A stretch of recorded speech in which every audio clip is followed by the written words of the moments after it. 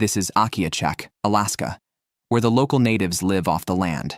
Early this morning, newcomer Green, along with his native wife and children, arrived at their fishing camp.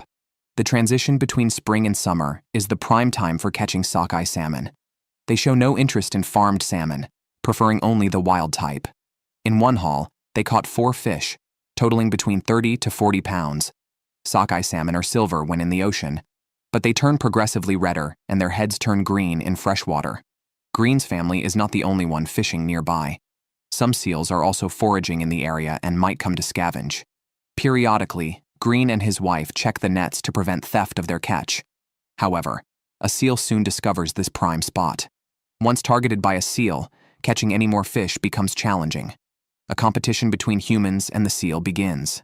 So far, Green has caught 9 fish. He has his children take turns keeping watch to guard against the seal stealing their catch. While the family is planning how to handle their catch, the seal launches an attack on the net. In the water, seals have the home advantage. Without hunting seals being permitted at this time, and lacking any real means besides a shotgun, Green's family is outmatched. Losing a few fish isn't a big problem, but a damaged net would be a significant loss. They decide to pull in the net. By then, they had caught 21 fish, a decent haul. Despite how tasty salmon is, they cannot live on this alone. They go to collect seagull eggs to add variety to their dinner. The family heads to a small island, a gathering place for seagulls, where nests typically contain 2 to 3 eggs. They do not take all the eggs, leaving at least 1 per nest to ensure the seagulls continue laying. These pure wild eggs are a local delicacy, and several nearby islands are good spots for collecting them. After some searching, they gather 15 eggs, enough for a hearty meal for the family. Living here means not being overly greedy. Taking just enough is the rule. They return to camp and cook the season's first sockeye salmon on the beach. The meal features grilled salmon and boiled seagull eggs, delicious enough to be heavenly. As the seasons change, so does their diet. When the autumn hunting season opens, Green will hunt white-tailed deer. Later, there will also be giant king crabs to enjoy.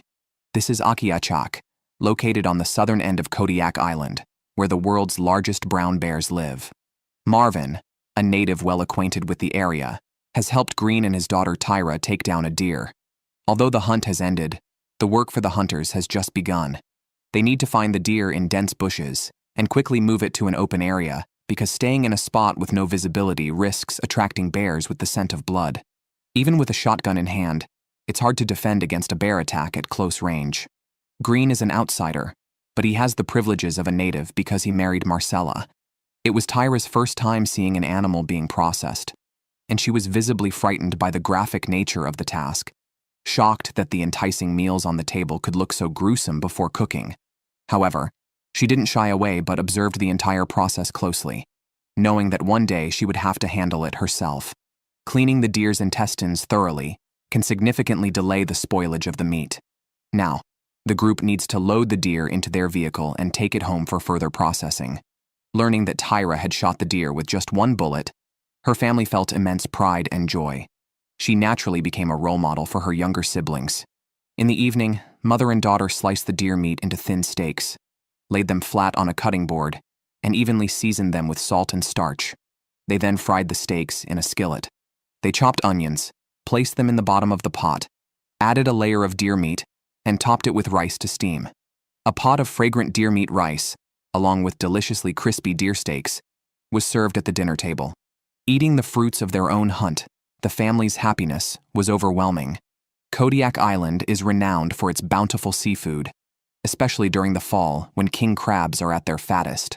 Marvin and Green set up 2 crab traps in the secluded Olga Bay, an area sheltered from the rough open sea.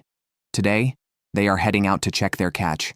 It takes about 40 minutes by boat, a journey that requires full power due to the wilderness setting where preparation is crucial, especially before the winter snows make things impossible. Navigating these waters is challenging. Besides avoiding the waves, they must constantly remember where the reefs are to avoid accidents. Upon arrival, they start searching for the crab trap buoys. Green's orange buoy should be easy to spot even amidst the whitecaps, but after a thorough search, they find no sign of it, leaving Green puzzled. They do find Marvin's trap, haul up the buoy, and set up the lifting gear on the boat. As they slowly hoist the crab trap, it's visibly full of king crabs, predominantly females. Marvin feels a twinge of regret as he realizes he must release the full roe-bearing female crabs to ensure future populations, a good practice for locals as it enriches the wild resource base. However, the reality is that the efforts of the natives to conserve cannot entirely offset the damage done by commercial fishing. After releasing the female and smaller male crabs, only 3 large males remain for them to take home. They head back to camp to prepare this rare delicacy. Marvin separates the crabs by stepping on the shells, then splits them in half and removes the gills. In his youth, king crabs weren't overfished, and catching them was easy, with no fears of going hungry. Nowadays, outsiders exploit most of the local resources for profit. Once processed, the crabs go straight into the pot to boil, offering a taste of unparalleled freshness. Even the dog drools in anticipation. As winter approaches and the weather cools, it's time to harvest the precious vegetables grown locally. The current greenhouse structures can't withstand the harsh winter, so today, they need to gather everything for winter consumption. To continue growing next year, they collect seaweed from the beach to use as fertilizer. Each planting box is covered completely with seaweed. Over the winter, the seaweed will decompose, enriching the soil and ensuring a good harvest next year. Life here is a cycle of repeating and advancing each year to improve and sustain their way of life. This man is very daring. He even imitates wolf howls in the desolate wilderness. Wolves have a strong territorial sense. When they hear another of their kind in their territory, they emerge en masse to chase or kill. Hunters take advantage of this to hunt them directly for their valuable fur. His name is Steven, nicknamed Tig. He lives in Alakakit, Alaska, and is a native of the Athabascan tribe. He supports his 7 children by hunting and trapping in the wilderness. A local has passed away, necessitating a memorial feast, so he intends to hunt a large gray wolf and donate its fur. After sunset, when wildlife is more active and wolves come out to find food, hunting success is highest. Wolves are known to be smart and usually avoid direct contact with humans, making them hard to find. Tig follows the wolves' tracks to a new area, turns off his car lights, and takes out a red flashlight. The red light brightly reflects in the wolves' eyes, making them easier to spot. With fewer full-time hunters among the natives in modern society, many rely on Tig to bring home game when wolf or wolverine pelts are needed. This responsibility greatly increases his stress. Finding many wolf tracks, he knows he's in the right place, but fails to find useful clues after a long search. To speed up the hunt, he plans to set traps. The next day, based on the tracks, he finds a small grove where he sets up snare traps. Every time he traps wolves, he remembers his late brother Harvey, who made it seem easy to catch wolves, though Tig later realized how difficult it was. After setting the traps, Tig returns home to rest. At night, he goes back to check the traps. The first trap didn't catch anything, but he set many, so there's still a chance. Riding his motorcycle to the next trap under a bright moon, he enters a forest without needing a light and quickly finds a wolverine in a trap. The pelt is also suitable for the traditional memorial feast, declaring his mission a success. Feeling incredibly happy, Tig takes the game back to his motorcycle and donates the fur, allowing the memorial feast to proceed. People sing and dance to comfort the deceased's relatives.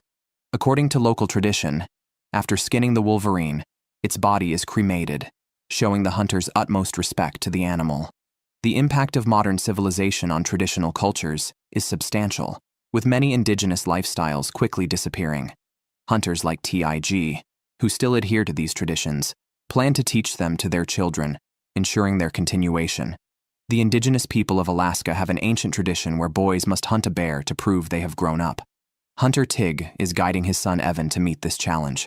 After the start of winter, the wilderness becomes extremely cold, and bears, having fed, enter their dens to hibernate. At this time, hunters must search bear dens. Accompanied by his son, Tiggy visits a trapping route inherited from his late great-grandfather Tony, now owned by his uncle Dino. To assist in Evan's challenge, Dino, familiar with the terrain and bear den locations, acts as their guide, saving significant time for Tig and his son. Dino has lived traditionally all his life, fishing, hunting, and living in tents. Despite appearing poor, he possesses valuable knowledge essential to native traditions. Bear dens are not used just once. Bears dig multiple dens and choose one for hibernation based on their mood. The hunters cut down a tree to probe the dens, Tig warns his son of the dangers of hunting such a beast, advising preparation. Although a shotgun is powerful, it has a low margin for error, and a malfunction could be disastrous.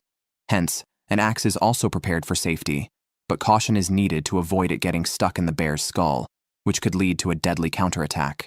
After preparations, they find the first den next to a dead tree known as the Widowmaker, requiring extra caution. Tig aims with his shotgun, hears nothing, then knocks on the nearby tree with his axe and whistles, but still no response. They probe the den with a stick and find it empty.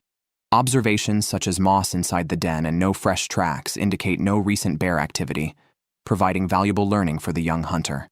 Hunting failures are common, but they do not discourage the hunters. The three ride their motorcycles to search for another den. Dino gives a general direction and lets the father and son find the exact location themselves. Bears smartly build their dens in hard-to-reach places, adding difficulty to the search. Tig instructs Evan to look for frost, a sign of bear breath. Bear meat is a staple for these natives, who utilize everything from the bear, including paws, head, and heart. Typically, they search numerous dens in winter to secure their food supply. After a tough search, they find a second den, prepare their equipment, and probe with branches, but find it empty. They must continue as a bear is surely hidden somewhere. Nearby, they discover a large den, unusually big, possibly housing multiple black bears or a large grizzly. Despite exploring, it remains empty. Tig recalls childhood experiences of larger dens, with multiple bears, where his grandfather instructed him on using a rope, flashlight, and shotgun inside a den. His grandfather's advice was to shoot if the bear moved, otherwise to use the rope on one bear and signal the adults to pull him out. Reflecting on those times, Tig acknowledges the risks taken for food. After a day spent checking known dens, all empty, the bear hunting plan fails. They decide to wait until next year, hoping for better luck. Due to a food shortage at home, Hunter Tig must go out hunting for a moose today. The temperature outside in Alaska has dropped to nearly minus 50 degrees Celsius, making it unsuitable for going out. However, to ensure his family has enough to eat, he has no choice. Tig starts his motorcycle and heads into the desolate wilderness. Before even leaving town, he encounters a male moose. Although its antlers have already shed, the bases are clearly visible. Every winter, wolves chase moose into fleeing everywhere. Some clever ones run to the town knowing it's the safest place. Hunters avoid firing in residential areas to prevent accidentally injuring townspeople. Finding a hunting target before even leaving town is definitely a good sign. Tig rides his motorcycle to what they call the highway, a riverbed. Like humans, moose use this as an efficient travel route, so searching here increases the chances of encountering them. Tig quickly finds a set of fresh tracks that look big and heavy, likely left by a male moose. The surrounding snow is deep and soft, making it difficult to navigate. The moose is expected to return to the river, so Tig hurries to catch up. Hunting moose in winter is challenging due to many competitors, and often requires traveling long distances to find a suitable target. Today, luck is on his side, as he encounters a second moose quickly. He aims at the animal, but does not pull the trigger, because the moose moves too fast for him to determine its sex. Killing a female moose is not only illegal, but also means destroying a potential future food source. If the startled prey calms down, it might return, but Tig does not have time to wait for it. With daylight still left, he quickly moves on to find another target. However, his luck does not continue, and he does not encounter a third moose by the end of the day. The next day, Tig took his daughter out to continue their hunt. They headed to an area frequently visited by moose. To remain as quiet as possible, they decided to proceed on foot. Walking in deep snow can easily lead to getting stuck, so they wore snowshoes. Soon they found fresh moose droppings on the ground. However, after searching the area extensively, they saw no sign of a moose, suggesting it had moved elsewhere. The father-daughter duo then got back on their motorcycle to find a new hunting spot. Along the way, they found many clues, but couldn't locate a suitable target. Yet they wouldn't give up. In the Athabascan language, the word for give up doesn't even exist. Tig had always taught his daughter that, no matter how difficult or unsuccessful the hunt, they should persevere as persistence could turn their luck around. After searching a great distance, they finally spotted another moose. However, due to the noise from the motorcycle, the moose noticed them and quickly ran off. Tig didn't have time to distinguish its sex. Considering that the moose wouldn't have gone too far, they decided to enter the forest to try their luck. They indeed found the hiding animal there. Tig aimed at it, but his task wasn't to shoot immediately, but to first determine if it was male or female. The moose had no antler bases, indicating it was a female, possibly pregnant. Currently, female moose were abundant, while male moose had become very scarce. It was unclear whether the males were intentionally hiding or had been overhunted. Though they didn't find a suitable male moose, Tig used this opportunity to teach his daughter how to distinguish their gender. After 2 days without catching a suitable male moose, it seemed time to end this hunting trip. However, they wouldn't give up. Later on, their moose hunting efforts would continue. A man used an axe to cut open a fish frozen solid like a stone. Tasting the fallen scraps, only when we saw his daughter's pained expression did we realize it was an old, rotten salmon. Today, Tig took his daughter into the wilderness to set some traps for fur-bearing animals. Learning to set traps correctly and safely is a skill every hunter must master. The rotten salmon, caught at the end of autumn and beginning of winter, serves as bait because scavengers are attracted to its smell. Tig's hunting skills were learned from many seasoned hunters. Each mentor has unique techniques, and learning from many enhances one's skills comprehensively. They first threw the bait into a snow hole, then began setting a conibear 330 trap, a powerful device that can easily cause injuries. If someone were caught by it in the forest, it could maim or seriously injure them. Tig explained its operation and safety precautions in detail to his daughter and deliberately triggered the trap to give her an understanding, ensuring safety first. After setting the trap at the entrance where they threw the bait, it might catch a lynx or a wolverine. To attract prey, they also smeared something with a strong scent nearby. This completes the trap setup. They then moved to another location, angling a small tree against a larger one.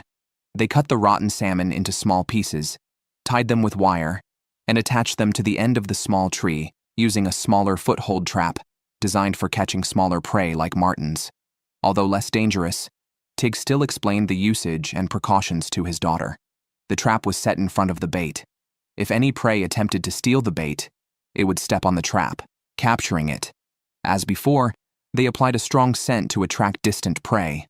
Once the traps were set, they quickly left the area to dissipate human scent, essential for successful trapping. In the wilderness, it's not uncommon to be unable to return home at night. Learning to survive such a night is crucial. Tig found a clean, large tree, cleared the small branches, shoveled away the surrounding snow, and chopped some dead trees for firewood. With temperatures often dropping below -50 degrees Celsius, survival without a fire is impossible. Taiji lit a fire and verbally reviewed safety precautions with his daughter. He didn't want her to face such dangers, but having these skills is beneficial. Several days had passed since they set the traps, and it was time to check them. They walked and found many wild animal tracks, a good sign that their trap placement was accurate.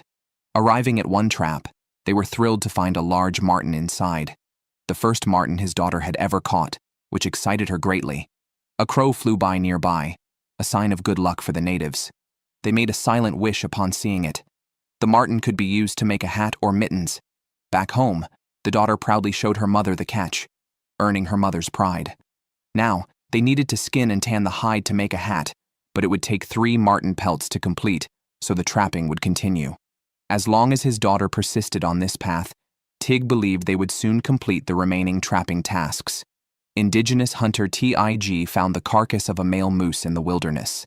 In Alaska, only wolves are capable of killing such a giant creature. Tig's recent hunting failures seem related to the increasing number of wolves, which are depleting the moose population hunters depend on for their livelihood. This situation puts hunters and wolves at odds. Taiji had to act swiftly to handle this situation, or his family would face the risk of starvation. While searching for male moose, Taiji also looked for signs of wolves. Soon, he spotted an animal through his scope, but noticed it lacked antlers and had a sagging belly, indicating it was a pregnant female moose, which he would not hunt. However, wolves do not discriminate by sex or size. They kill and eat any moose they encounter. Intending to leave, Tig suddenly discovered wolf tracks. This was not a good sign, as the pregnant moose could be in danger. He decided to follow the tracks to see if he could drive the wolves away. As he followed deeper, the wolf tracks converged with another moose's tracks until they overlapped, suggesting a moose had been attacked and likely eaten. Tig's suspicions were confirmed as he moved deeper into the bushes and found more blood, indicating a struggle.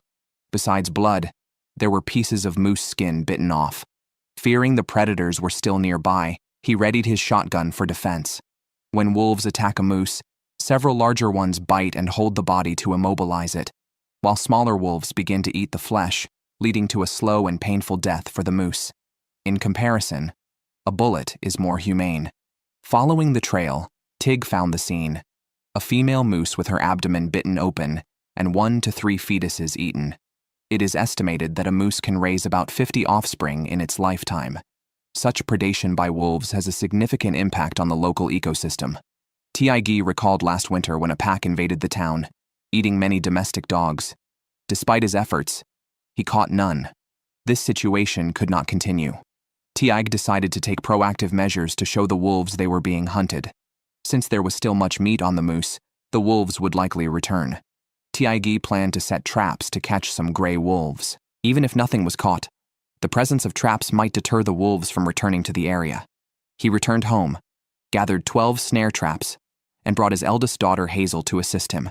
Wolves have a keen sense of smell and are very intelligent, so traps cannot be set on the main paths. After feeding, wolves lower their guard and roam nearby, making these areas ideal for setting traps around the moose. Father and daughter followed a trail back to the scene of the incident. Based on the situation, they chose precise locations for their traps.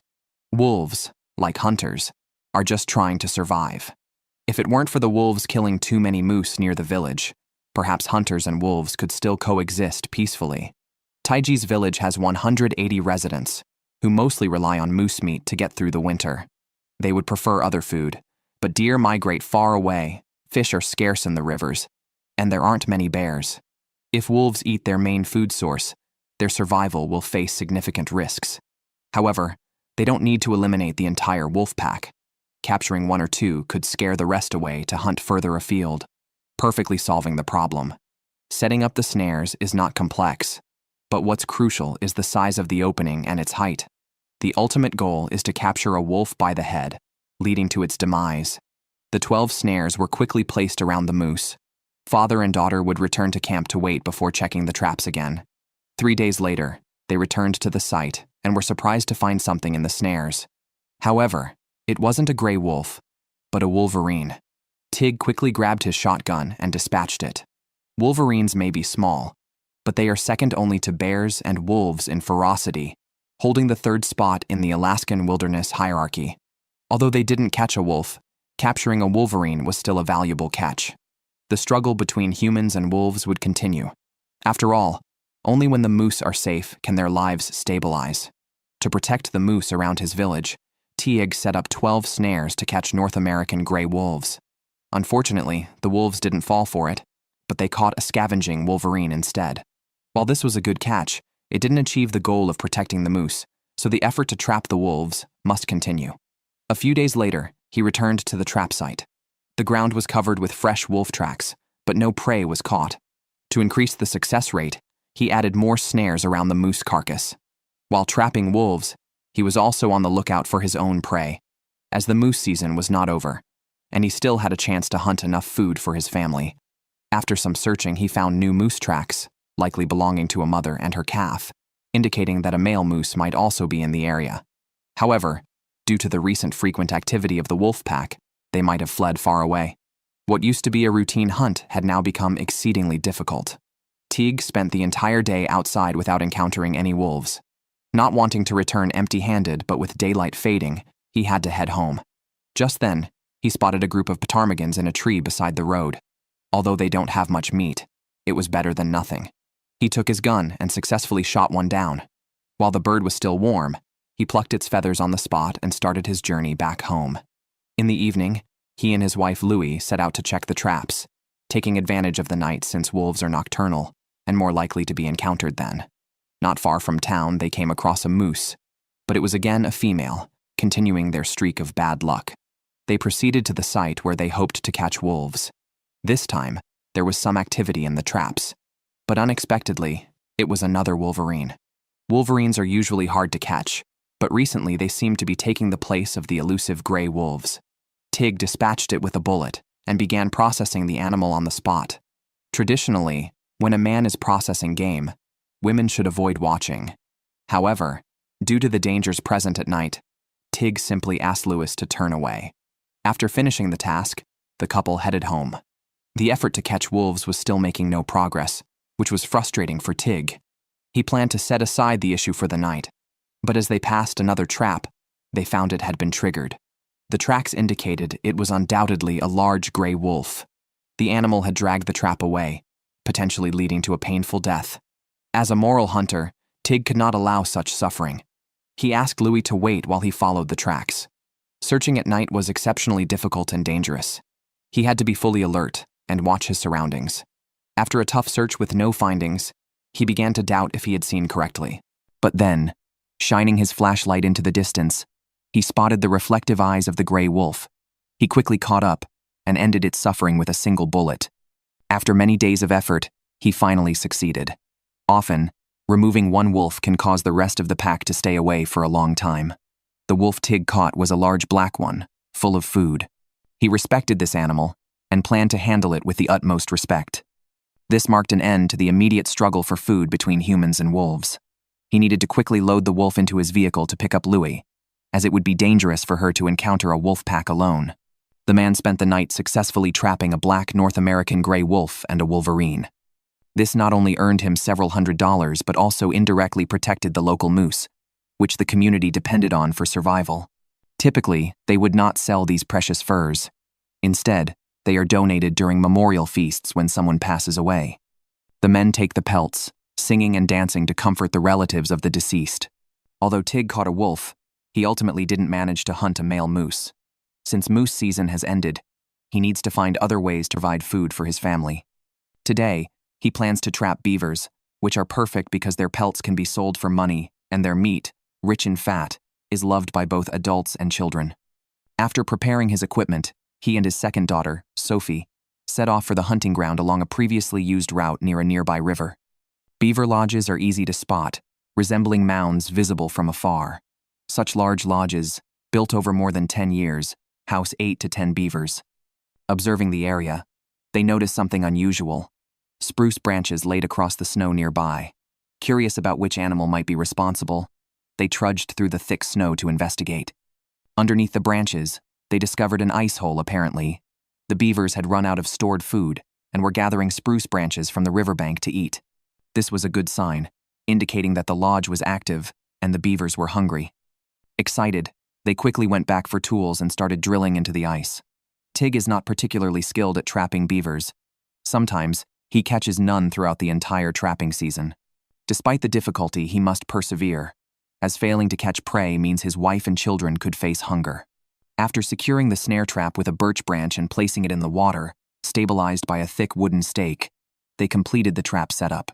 They would need to wait 24 hours to see if they had caught anything. The next day, Tig and his daughter returned to the trapping site. They noticed that something had tampered with the trap. To check if the bait had been consumed, they decided to remove the entire trap from the water. Tig used an axe to break the ice while his daughter used a shovel to clear the broken ice. Letting children participate in manageable tasks teaches them the hardships of life and helps them appreciate what they have.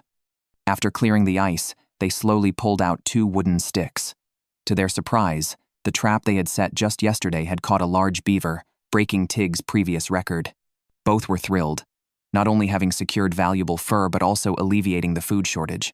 Tig removed the beaver from the snare, then rubbed it back and forth in the snow. This helps remove moisture from its body by absorption into the snow, making it dry and easier to handle when preparing the fur at home. With their prized catch secured, it was time to head home and share the good news with Louis. After returning home, Tig began to show his children how to process a beaver. He first removed the animal's limbs and tail, which are rich in fat and collagen, highly favored by the village elders. With few entertainment options and low living costs, the village has a high birth rate, and it's common for families to have many children. Besides attending school to learn academic knowledge, they also learn survival and hunting skills from experienced hunters. Tig was very skilled at processing the game. Quickly and efficiently, he removed a complete beaver pelt in no time. He also expertly separated the fat-rich meat. Now with meat to eat, money to earn, and family by his side, Tig felt immensely satisfied. On the turbulent Koyukuk River, free driftwood from upstream floats by. Tig, a native Alaskan, selects the best logs to build a smokehouse at home. These logs quickly move downstream, aided by the river's current, requiring Tig to act swiftly to secure them. He ties the logs, pushes them to the back of the boat, away from the engine, and then drags them to the riverbank. With an all-terrain vehicle, he hauls them home. This process must be quick, or opportunities will be missed. Tig repeats this until he has enough wood. Recent heavy rains have raised the river level, pushing the driftwood downstream. While intercepting these logs appears easy, it is actually quite dangerous. A slight error could flip the boat. Thus, Tig always wears a life jacket for safety. If a log has large roots, he cuts them off in the water to ease transportation. The Koyukuk River is essentially the lifeline for the natives. They fish, gather wood, and the river serves as their highway to the outside world in all seasons, making hunting more efficient. Some logs are destined to drift downstream, blocked by trees along the way, creating good opportunities for Tig to collect them. He drags them home to have enough materials for building. He stops the boat over these logs, cuts the roots with a chainsaw, and continues to tow them home. Although there are many logs on the river, he adheres to the principle of stopping when he has enough, as others downstream also wait for these logs for building or heating. The smokehouse, meant for smoking meat, doesn't need to be aesthetically pleasing or large. Tig digs pits, fixes vertical posts, and installs beams on them. The indigenous people used smoking as their main food storage method before refrigerators. The structure of the building is informal and flexible. After securing 3 rows of posts, he connects them with wooden planks to enhance strength. The middle of the posts gets an additional beam. The top and walls are then covered, forming a basic smokehouse designed for ventilation to expel smoke. Tig goes fishing in the river to test the smoking effect of the fish. Accompanied by his wife, they head to their usual fishing spot. Many natives criticize commercial fishing for overfishing, which significantly impacts those who rely on the land. They can only catch certain fish like whitefish or sheefish. Any caught salmon must be released immediately. On their way home, seeing the eroded riverbanks, they lament the changes in the permafrost. They cannot change nature, only adapt to its changes. They set a second fishing net in another tributary and wait for hours. When they check the nets, they find lampreys, which are not favored for their taste. The second fish is the same. After finding no whitefish in one net, they pin their hopes on the second, which thankfully yields a large sheefish, a decent catch, though not as tasty as whitefish. After catching a second sheefish, Tig processes the fish at camp, discarding heads, removing guts, slicing the flesh, and placing it in the smokehouse to dry over the fire. Throughout the summer, they fish and smoke the meat, helping their family of 9 survive the tough winter. 3 hunters are hunting eiders. They are native Alaskans who rely on nature's gifts for their food, which costs them nothing. Today, Tig is taking his 2 sons to Fish Lake, where waterfowl, having migrated with the change of seasons, are now gathering. These birds are the main food source for Tig's family of 9 during the spring. The route to Fish Lake is challenging, with numerous twists in the waterway and several beaver dams along the way, making the already narrow water paths even more difficult to navigate. Even Tig is unsure if he can successfully reach the lake, but he must try for his family's sake. Although hunting season has ended, meaning they cannot hunt beavers they see, they soon encounter a dam blocking their way. Fortunately, the path isn't completely blocked, and Tig powers through with a burst of speed. However, this isn't the only obstacle, as mud and aquatic plants also threaten to trap their boat. All 3 must keep a vigilant eye on the water ahead to avoid accidents. They soon come across a second, higher dam that traps their boat. With no other option, the trio gets into the water to push through. Overcoming these hurdles, they finally reach Fish Lake and immediately spot several waterfowl. Tig instructs his sons to practice shooting.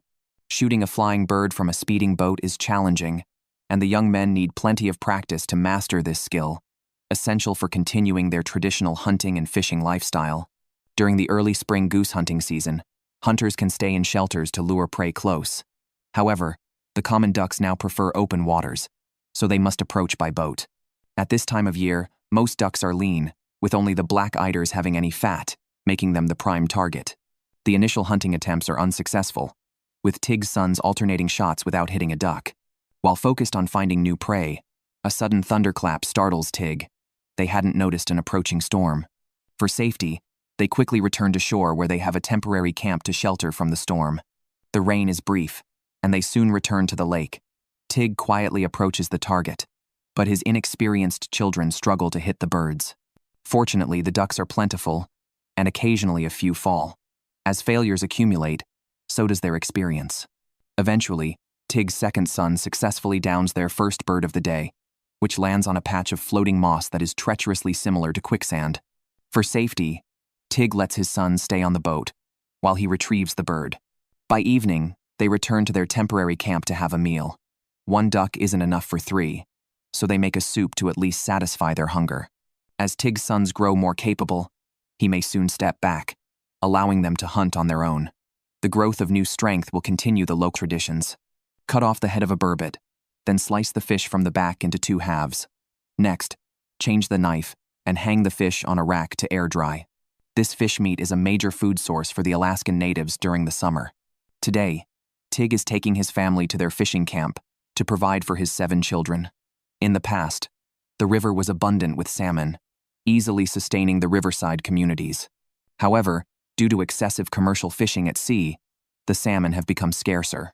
Consequently, the local fishing department banned the natives from fishing, making life particularly difficult for them. After several harsh years, the authorities have allowed the natives to catch certain types of fish again this year, slightly improving their situation.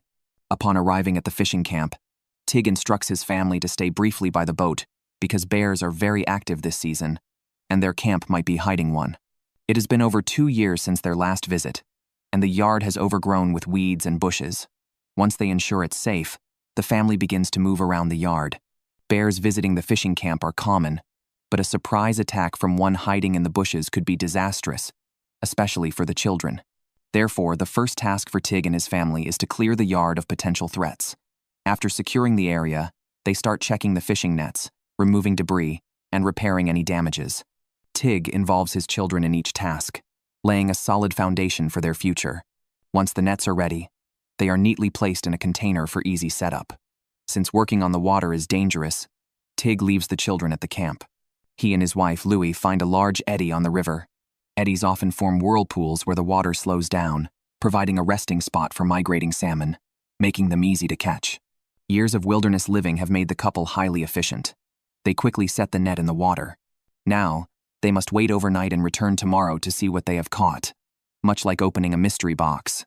Overnight passed in what seemed like a moment. Tig and his wife, accompanied by their daughters, returned to the spot where they had set their fishing net, ready to share in the joy of a bountiful catch or the disappointment of finding nothing. From a distance, the net seemed still, but suddenly, it twitched. Tig and his wife knew immediately that they had caught something. They anchored their boat at the shore and lifted the net to find it contained the prized burbot, a fish that in previous years was often used as dog food but now considered a delicacy. Burbot can grow up to 1.5 meters long and only spawn once before dying, earning them the nickname motherly fish due to their challenging reproductive journey. Besides spawning, they also support many native communities along their migration paths. During spawning, burbot develop sharp teeth to protect themselves, making them tricky and potentially dangerous to catch. After loading the fish onto their boat, the family hurried back to their fishing camp to process their catch. Tig beheaded the burbot, sliced it along the back into 2 halves, changed his knife, and hung the fish on racks to air dry. This fish meat is a staple for the Alaskan natives during the summer. After processing their catch, the family returned to check their nets again. They need to catch a substantial amount of fish throughout the summer, not only for daily consumption but also to store for feeding the family during the winter. Today was a fortunate day. Not only did they catch burbot, but they also snagged a large Chinook salmon weighing about 20 to 30 pounds, filled with Rhea, highly coveted delicacy for Tig's family. As they pulled up the net, a red-bodied king salmon also emerged. This species is still protected, so they had to release it back into the river to spawn and help its population grow. The community understands that respecting nature leads to reciprocal benefits. Perhaps in 5 years, these land-dependent natives could return to relying on this fish as a primary food source. A woman is teaching her child how to process wild burbot caught from the river. When they get tired, they fry a pan of Chinook salmon meat and roe for the family to enjoy a good meal. These fish are a main food source for Alaskan natives during the summer. Many years ago, Tig's ancestors discovered this resource-rich area. setting up fishing and hunting traps to sustain their lineage. Even in modern society, nature remains their most precious asset. The couple has managed to raise 7 children relying on this land. Unless something unexpected happens, this land and lifestyle will be passed down to future generations. Tig spotted some flightless geese in the river and immediately directed his son Evan to fetch the scoop net. They cornered one and successfully captured it. Evan twisted the goose's neck single-handedly. The meat from this goose would provide dinner for 2. Today's outing was not primarily for bird hunting.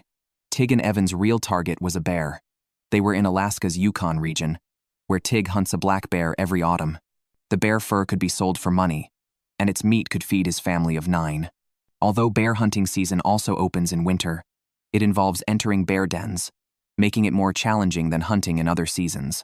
Despite the abundance of black bears in Alaska, finding a suitable one is not easy.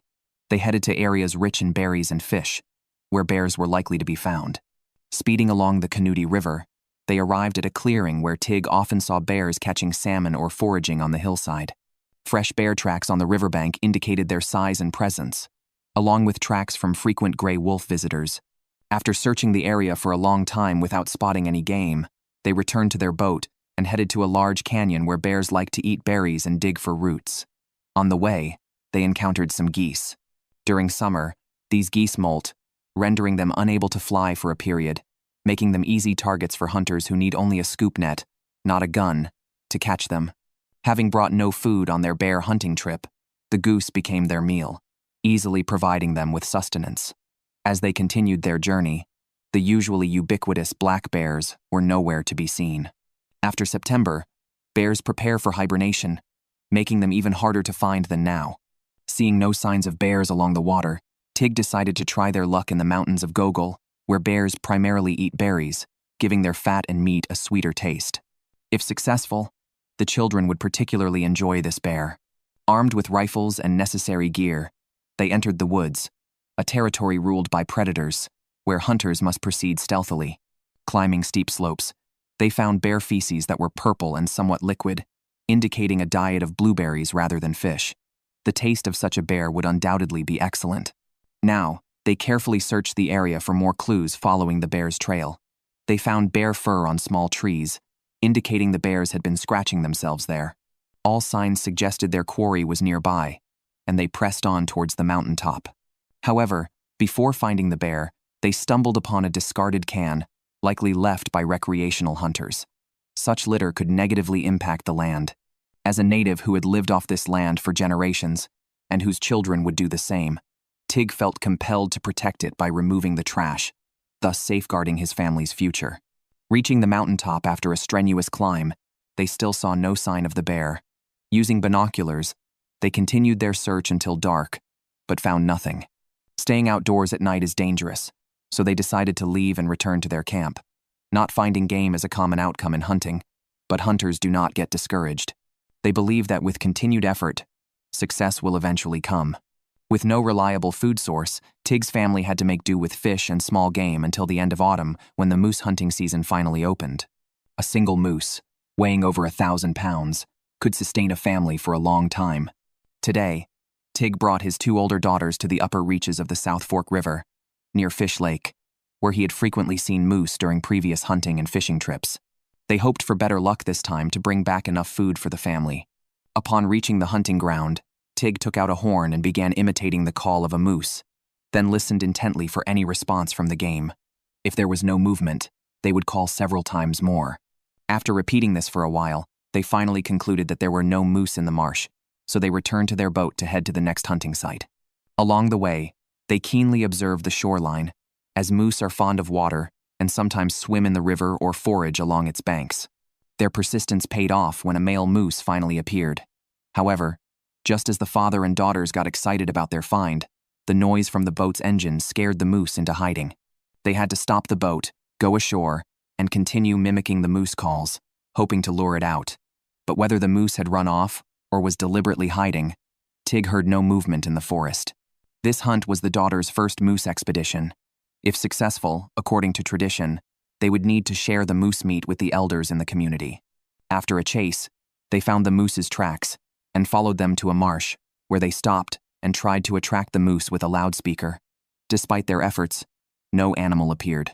As it grew later and colder, the children began to struggle with the dropping temperatures. Tig decided to build a fire to keep them warm and rested. After getting his daughters settled, he climbed a nearby large tree to gain a better vantage point, hoping to increase his chances of spotting the moose by calling from a higher position and projecting the sound further. However, as time ticked by, he did not achieve the desired result. Meanwhile, a storm was approaching. Staying in that location was not conducive to hunting, and they would all end up soaking wet. Therefore, Tig decided it was best to quickly return to their camp. On the second day, the three of them set off early in the boat, searching along the river. Tig was at the helm while his daughters watched each bank. If they spotted any tracks left by game, they would stop the boat and go ashore to investigate. Based on the shape and size of the footprints, they could infer the size and even the gender of the animal. The tracks were very fresh, likely just a few hours old, suggesting they weren't far from the moose. However, moose are not only keenly aware of their surroundings, but also excel at camouflage, making them difficult to find. As Tig and his daughters were at a loss, Tig suddenly spotted a moose on the riverbank. Although it was an unhuntable female with a calf, where there are females, a male moose is likely not far away. Tig tried to confuse it with moose calls, and this time, it worked. The much-anticipated game appeared. He quickly got into position, aimed, and fired. Due to the rocking of the boat, however, he couldn't be sure if he hit the target. They hurried ashore to look for blood traces but found none, only the footprints of the fleeing moose. Although the hunting failure was disappointing, they still had a chance. As long as they kept trying, success was bound to come. Now, with winter approaching and without those hundreds of pounds of deer meat, the family of 9 would face an exceedingly tough time. Therefore, the hunt for moose must continue. This time, his wife Louie joined him. The couple worked well together, often achieving unexpected results. As natives who relied on the land, they had many preparations to make before winter, with stocking their freezer with food being a top priority. Due to summer fishing restrictions, hunting a moose was the ideal choice. Their family of 9 needed at least 2 to 3 pounds of deer meat daily. At mealtime, the children devoured their food like little wolves, leaving nothing behind. If they couldn't catch a moose, Tig didn't know how they would manage. Both Tig and Louie knew they couldn't give up, especially now. As long as they worked hard, they were certain to succeed. Upon reaching the hunting area, they climbed a slope to a marsh where the game often appeared. Tig began imitating moose calls, hoping for a response. This autumn had been particularly unlucky for Tig's family, nearly catching nothing, so they were desperate. Real hunting not only requires skill but also a great deal of luck. Just then, a crow flew overhead. In their culture, this bird symbolizes luck. Crows are incredibly smart and sometimes even lead hunters to game hidden in the dense forest. If the hunters are successful, the crows also get their share of the bounty. Following the direction indicated by the crow, Tig and Louie started their search. Surprisingly, when Tig mimicked the moose calls, there was an immediate response. Each time he called, the moose responded. Based on the sound, it was a male moose. To avoid startling the moose, they tried to stay still to minimize noise. They tested the wind direction with a lighter and found they were upwind, making it easy for the moose to detect them. Using the loudspeaker now elicited no response. The hope that had just ignited in them was dashed again. After a full day, they ended up busy with nothing to show for it. On the second day, Tig and his wife returned to the river. Every year they prayed for better days and easier catches, but things always seemed to go against their wishes. Moose, usually plentiful, became scarce as soon as the hunting season opened. Despite knowing the difficulties of hunting, these natives never gave up. Now, they were heading to a small lake frequented by moose. Last year, Tig had successfully lured a large male moose there and hoped for similar luck this year. Unexpectedly, just after Tig mimicked a few moose calls, he heard movement in the water. Upon closer inspection, it was a male moose.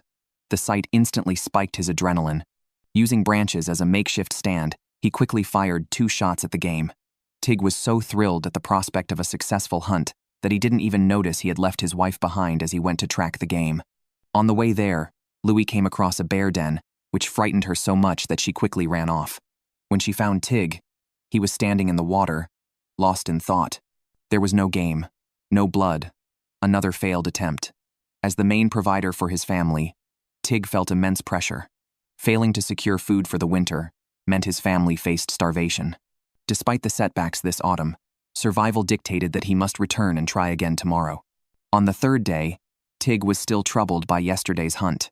He had aimed directly at the moose and couldn't understand why he missed. Suddenly, he wondered if there was a problem with his rifle. After recalibrating it, he discovered that was indeed the issue. With the rifle fixed, the couple set out again, following the same process as before. They headed to the small lake and used calls to lure the moose. The freshly fallen trees and new droppings indicated that the game was nearby. Today, Tig climbed a tree again and successfully located a male moose. With the sound of a gunshot, Tig excitedly ran down from the tree. After a second shot, the moose fell to the ground and lay still. The challenging hunt had finally ended successfully, and Tig felt a great weight lifted off his shoulders. Despite the joy, there was still much work to be done. The two of them needed to butcher the massive animal and transport it to the boat in parts. As Tig carried the meat on his back, he felt a deep sense of reassurance. They could leave the moose's innards, but the head with its large antlers had to be taken. They could fetch a good price. Not all natives are lucky enough to hunt a moose. In fact, most rely on smaller game to survive. In Bethel, Alaska, Avery and Gage were on their way to the hunting grounds to catch a few beavers, helping ensure their family had enough to eat. The two brothers had lived a self-sufficient wilderness lifestyle from a young age, supporting their family and the elders in their community. Life here involved no mortgages or cars, nor a 9-to-5 job. Their only real pressure was the constant search for food. To outsiders, the brothers' life seemed like an adventure story. They traveled by boat or plane to hunt and fish, all to ensure their family was well fed. The brothers are authentic Yupik people. 50 years ago, their people were prohibited from speaking their language. Now, they have reclaimed their heritage. Not only can they speak their language freely, but Gage also became a teacher of the language and Yupik cultural traditions while studying at Stanford University. There's a saying, brothers united are a force to be reckoned with. Surviving in the dangerous wilderness is tough, but by relying on each other and working together, they've become the mainstays of their family. They trust each other implicitly, regardless of the dangers they face. Today's task was hunting beavers. They took their boat to their grandfather's private land, a place abundant with beavers. They had to keep their eyes peeled for any sign of them. Avery was the first to spot what he thought were beavers on the shore and quickly alerted Gage to prepare for the hunt. However, it turned out to be a mistake. They were ducks, not beavers. Mistakes happen, and they took the opportunity to tease each other, their way of having fun. The area was rich in wildlife. Not far along, they spotted a moose and its calf by the river. As a staple for the natives, such large game represented hope for their future livelihood.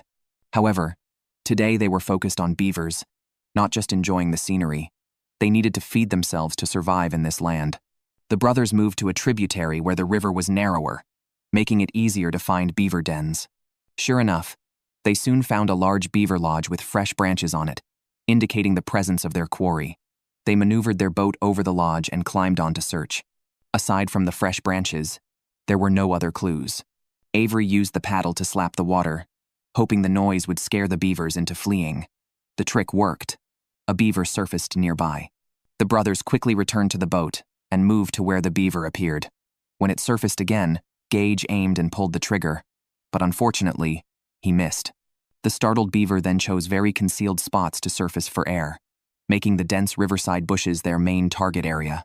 Indeed, they spotted some movement, but upon closer inspection, it was just 2 muskrats. Their family only eats beaver meat, so they did not pursue the muskrats. They moved on to another lodge and soon found a beaver swimming nearby. Despite the rocking boat causing their first 2 shots to miss, the third trigger pull finally secured their first catch. The meat was enough to feed their family for several days, and the fur could be made into a valuable hat worth hundreds of dollars. Currently, the local area was under a salmon fishing ban.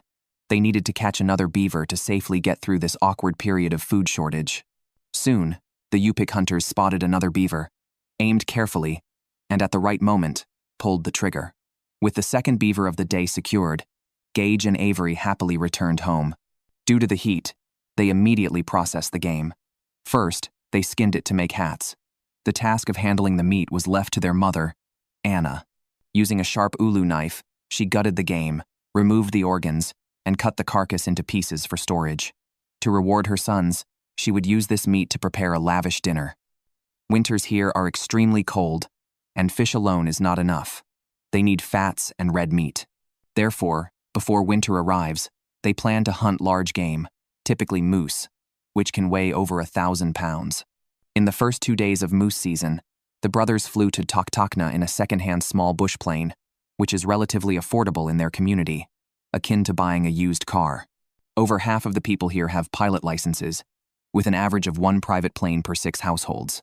Some even commute by air due to underdeveloped road infrastructure and roads that become impassable due to heavy snow in winter. Thus, planes are essential for traveling long distances. After safely landing, they drove an all-terrain vehicle to their campsite. Hunting moose in the fall has become a family tradition, learned from their father. During these 2 days, they also aim to hunt more than 10 grouse or ptarmigans to ensure enough food before catching a moose. Before setting out to hunt grouse, they checked the boat's fuel and electricity and calibrated their shotguns. Hunting often offers only 1 shot. A miss means failure. After preparing their tools, they entered the hunting grounds to look for grouse and check for moose tracks. Though it wasn't yet moose season, marking potential spots was crucial. They headed directly to the large meadows known for recent moose activity, evident from the tracks left on the ground. The surrounding forests provided good cover for mimicking animal calls without being spotted. While searching for grouse, they unexpectedly encountered a bull moose. However, they could only admire it from a distance as hunting was not yet permitted. After marking the location, they resumed searching for grouse, which are camouflaged and difficult to spot. After a careful search, they finally spotted their first quarry on the riverbank. Gage aimed and fired, securing the first grouse. There were 2 more on the ground. He fired again with his shotgun, bagging 2 with 1 shot. By 9 p.m., they had caught 9 grouse. With this food, they could confidently hunt moose. Adhering to the principle of only taking as much as needed, they decided to return to camp. On the way, they encountered a young moose and couldn't resist stopping to play with it for a while. Back at camp, they quickly processed the game, plucking some feathers and removing the breast meat, hearts, and gizzards. The rest was left for nature to reclaim. Tonight, they planned a hearty meal and a good night's sleep, for as soon as the moose season opened the next day, the brothers would enter the hunting grounds to begin their moose hunt. 9 grouse yielded a platter of meat, enough to feed the 2 brothers for 2 days. However, their journey to Toktakna by plane was not solely for this small amount of meat.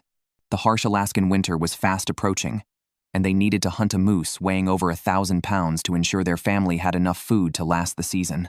This chicken meat was merely sustenance during their hunting period. The moose hunting season officially began the next day. As dawn broke, the brothers were already in the hunting grounds. To avoid predators, moose often come out to feed at this time, unaware of the hunters on their trail. The brothers' first destination wasn't the large meadow, but the spot where they had seen the moose the previous day. To avoid detection, they turned off their headlamps and slowed their pace. As they approached the designated spot, they indeed spotted a moose, but it was a mother with her calf having breakfast. They couldn't hunt these, but where there are females, males are usually not far behind. The brothers continued their search, and soon found the game they were after. However, the dense bushes made it difficult to tell whether the hidden figure was a bear or the moose they sought. To avoid accidentally harming the wrong animal, they decided to disembark and check on foot. After a careful inspection, they found no signs of life. Perhaps it was nerves, or maybe their quarry had already fled. They returned to the boat to keep searching. Hunting large game like moose is ideally done by the river, where visibility is good and transporting the meat is less cumbersome. However, the dense vegetation of autumn makes moose easy to conceal, typically revealing only their ears or antlers. This challenges the hunter's eyesight, and the intense concentration often leads them to mistake tree stumps or branches for their quarry. After some searching, their persistence paid off, and a moose appeared. Unfortunately, they hadn't noticed it in time and accidentally drove the boat right up to the bull moose's face. Startled, it turned and ran deep into the forest. By the time they were ready to aim, it was too late to pursue. They could only set off again in search of new game. The day passed in repeated chases. Opportunities for hunting were there, but they failed to capitalize on them. On the second day, it was another fresh morning. The brothers discussed taking a more cautious approach, avoiding any rash actions.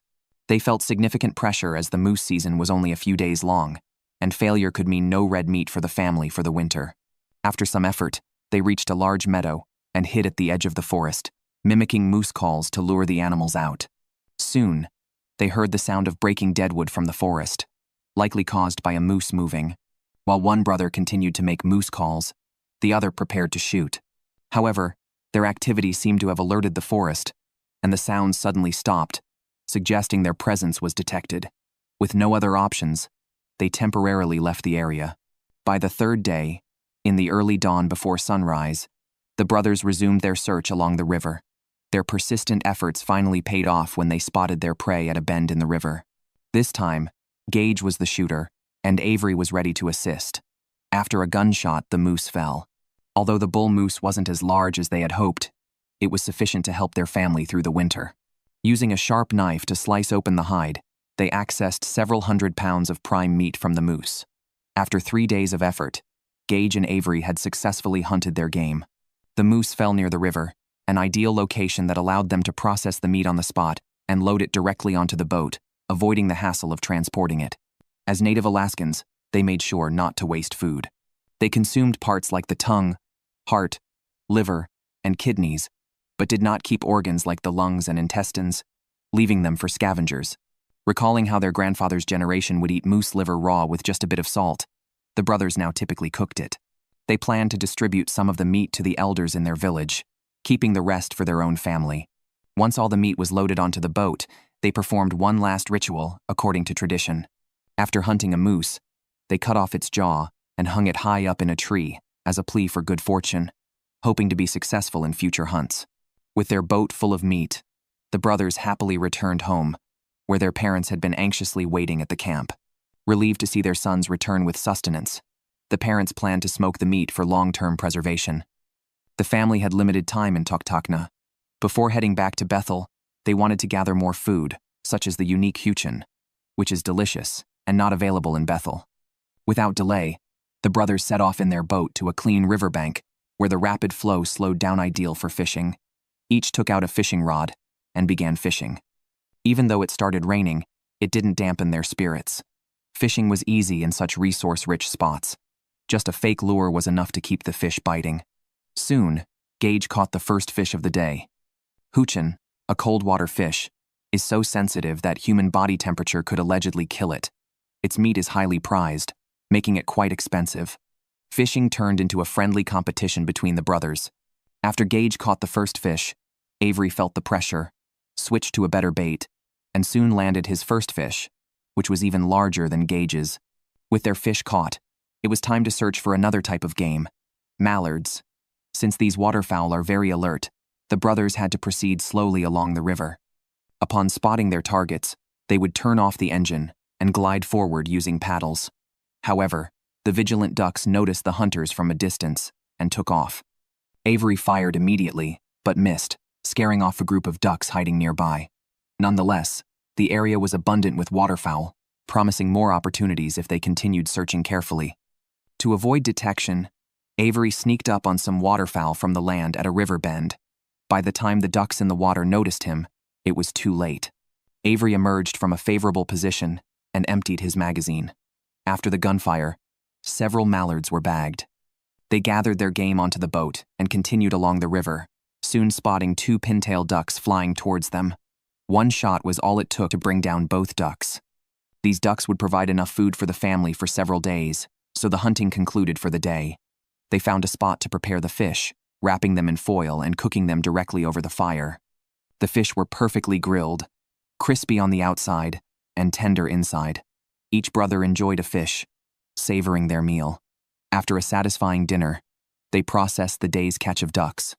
Unlike grouse, ducks have more meat, requiring plucking of all feathers and removal of the innards before consuming the whole bird.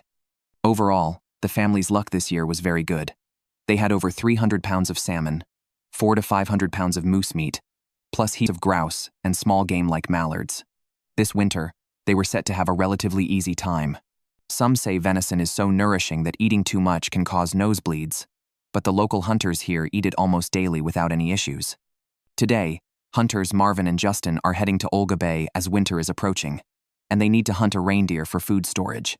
It takes over an hour by boat from their camp to Olga Bay.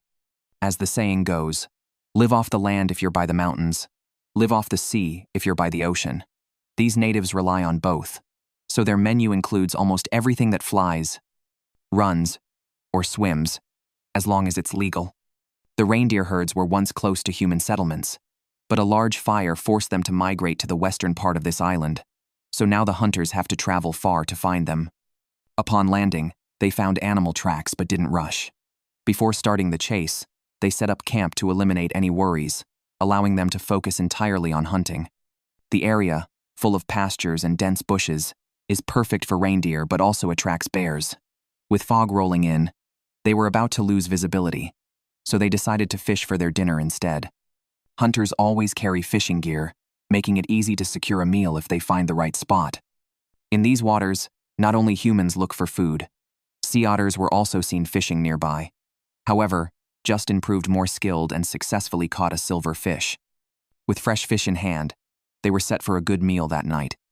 The next day, when the fog cleared, they put on their hunting gear and began searching for reindeer. They climbed higher, as herbivores prefer mid-slope or mountaintops in this still warm season. Soon, they reached a small foothill, and from this vantage point, they carefully scanned the area. Surprisingly, they spotted a male reindeer, its antlers still in velvet, through the binoculars. Since the shotgun's range was insufficient, they quietly moved closer. Once within range, Justin took aim, and with a single shot, the reindeer fell, making the hunt swift and efficient. Marvin couldn't help but praise the clean kill. Velvet is valuable and can be sold for a good price, so they made sure to take it with them. To quickly transport the meat down the mountain, they processed the game on the spot.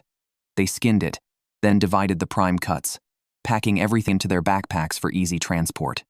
The locals only eat the best parts, so all organs except the heart and liver, and some bones, were left behind. Nature would take care of the remains in its own way. Back at camp, they didn't keep all the meat for themselves. The young hunters shared a significant portion with community elders who were unable to hunt. In Alaska, the homeland of salmon, local natives rarely eat raw fish. After catching fresh salmon, they either smoke it or cure it into salted fish. The fishing season in Akshiok is about to start. Marvin and his nephew Justin are building a new smokehouse. After smoking, the delicious salmon becomes a staple food for the locals during the winter. They began by digging 4 pits to stabilize the foundation, ensuring it was both solid and level. Next, they filled the holes with stones and compacted them. They then constructed the wall frames and connected them to the base, followed by building the roof. The exterior walls were covered with wooden planks. Since it's a smokehouse, it didn't need to be completely sealed as the smoke needed to escape. The smokehouse could be used for smoking, both salmon and venison. The roof was sloped to allow rainwater to run off. Since the wood and plywood were pre-cut, it only took them half a day to finish the smokehouse. With the smokehouse ready, they went to catch some salmon to test the smoking effect. Marvin took Justin and his family by boat to a spot where the river meets the sea. Before they even started netting, they saw fish jumping in the water, some even landing on the shore. Justin's son easily caught the first fish of the day. A few people secured one end of the net on the shore and stretched the other end into deeper water. Justin pulled the net while Marvin drove the boat around the fish, enclosing them. After circling back to shore, they gradually tightened the net. The salmon desperately tried to escape, but it was too late. Adults and children alike joined in the frenzy of collecting fish, one of the quickest ways to catch fish with a net. The joy of the harvest felt like winning a championship. In about an hour, they caught 50 fish, averaging 5 pounds each, totaling about 250 pounds worth $2,000. However, this catch was not for commercial purposes. It was solely for sustenance. Back home, they immediately processed the fish. First, they cut off the heads and sliced the fish from the back into 2, keeping the tails connected. They cleaned the fish and set them aside. After processing all the fish, they transported them to their smokehouse. They soaked the fish in salt water for an hour to sterilize and enhance the flavor, careful not to use too much salt to avoid the final product being too salty. After marinating, they hung the salmon to drain overnight. During the waiting period, they went into the forest to gather wood for smoking the fish. Justin chose alderwood for its sweeter flavor compared to other woods. With a chainsaw, he easily gathered enough wood for smoking. The first thing they did after returning home was to peel the bark off the alder and prepare it. They started with a layer of dry wood and then added wet wood on top to produce thick smoke. The smoking process had to last at least 7 days, no more, no less. After all the hard work, it was time to reward themselves. They cooked the first fish caught on the riverbank and enjoyed a delicious meal. Is there a job where you work once a year and it feeds you for a year? Actually, yes. Marvin, a native of Alaska, found just such a job. This year, he was lucky enough to draw his first commercial fishing license. Previously, if he caught salmon, he could only eat it himself or give it away. But with this license, he could sell the fish he caught for money, keeping all the income for himself. However, this year's catch was low and prices were not good, disappointing fishermen who rely on this for their livelihood. Therefore, local authorities decided to extend the fishing season by 33 hours. After receiving the news, Marvin called his nephew Justin to quickly set out to sea, aiming to make a substantial profit to cover his costs and earn enough for the next year's expenses. Since their last mishap with the fishing net, they analyzed and concluded that they had set it too close to the shore. This time, they chose a new location and used the same method to set the net, though it seemed longer this time. After setting up, they left to wait for the tide to change. 6 hours later, Marvin and Justin returned to the fishing ground for their first check. Typically, the net could catch many types of fish, but they were most interested in the few species of salmon that could be sold, especially the sockeye, which were the most numerous. Upon reaching the fishing spot, they began to slowly check the nets. This family-style fishing method was much like gambling. If they hit a school of fish, they could make a large sum. If not, they might not catch anything and lose the money spent on the nets. Marvin was fortunate this year. Although the first part of the net was empty, they soon began catching large quantities of fish, which was essentially like picking up money. After boxing the catch, they needed to quickly take it to the trading station to sell. The large boat had a crane to easily load the fish and weigh them for settlement. In 6 hours, Marvin caught 900 pounds of salmon. Due to the tight schedule, after recording their catch, they hurried back to continue fishing, hoping to bring in another full load. After several trips, Marvin had a substantial haul. As dusk approached, the fishing season was about to end, making this check likely the last one. While collecting the salmon, they also had to detach the nets and anchor lines. The final catch was still strong, with nearly every knot on the rope holding a salmon, which delighted Marvin. After hauling in the last boatload of fish, they made one more trip to the trading station to sell it and collect their money. A rough calculation showed that in 33 hours of work, Marvin could earn at least $10,000, possibly more. Indeed, it was, as the saying goes, work once a year, eat for a year. In Gambell on St. Lawrence Island, native Daniel discovered a walrus on the beach. He immediately went home, gathered his son and daughter, and prepared to go hunting by boat.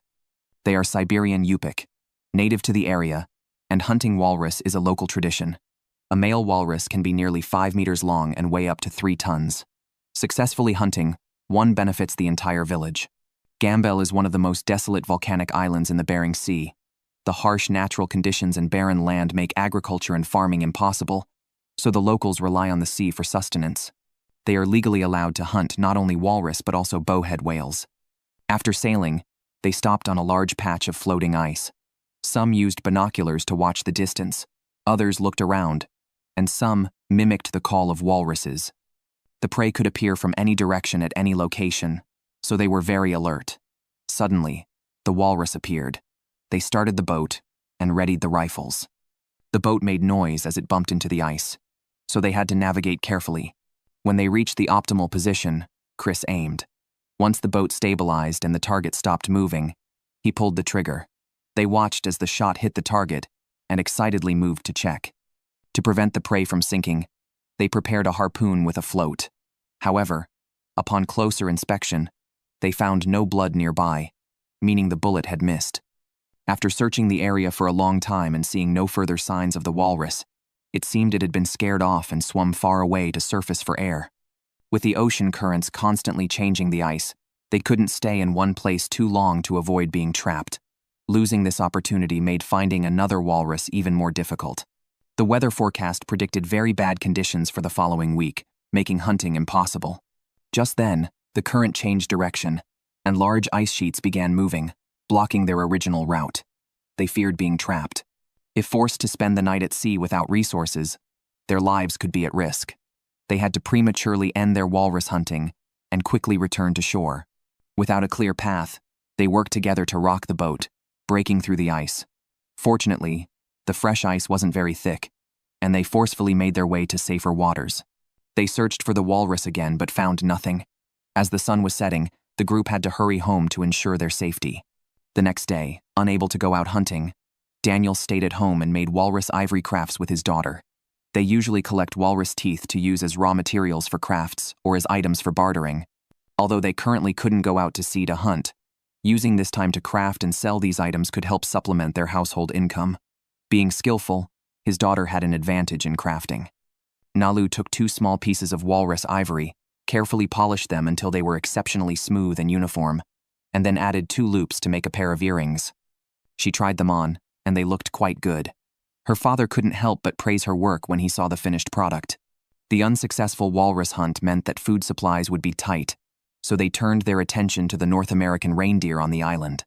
The people here are poor, yet they eat top-quality food like North American reindeer, walrus, seal, and even bowhead whales. Gamble, located on St. Lawrence Island, is covered in ice and snow, making the land barren and unsuitable for farming. The local natives rely solely on fishing and hunting for their livelihood. After Daniel's family failed to hunt a walrus, the sea was completely covered with floating ice, making it impossible to go boating. With the family's food supply dwindling, they faced the risk of starvation. Daniel, now old, passed on the responsibility of providing for the family to his son Chris. Since the sea was inaccessible, Chris turned his attention to the only group of reindeer on the land. For safety, he decided to take his sister with him, both for protection and to give her some hunting experience.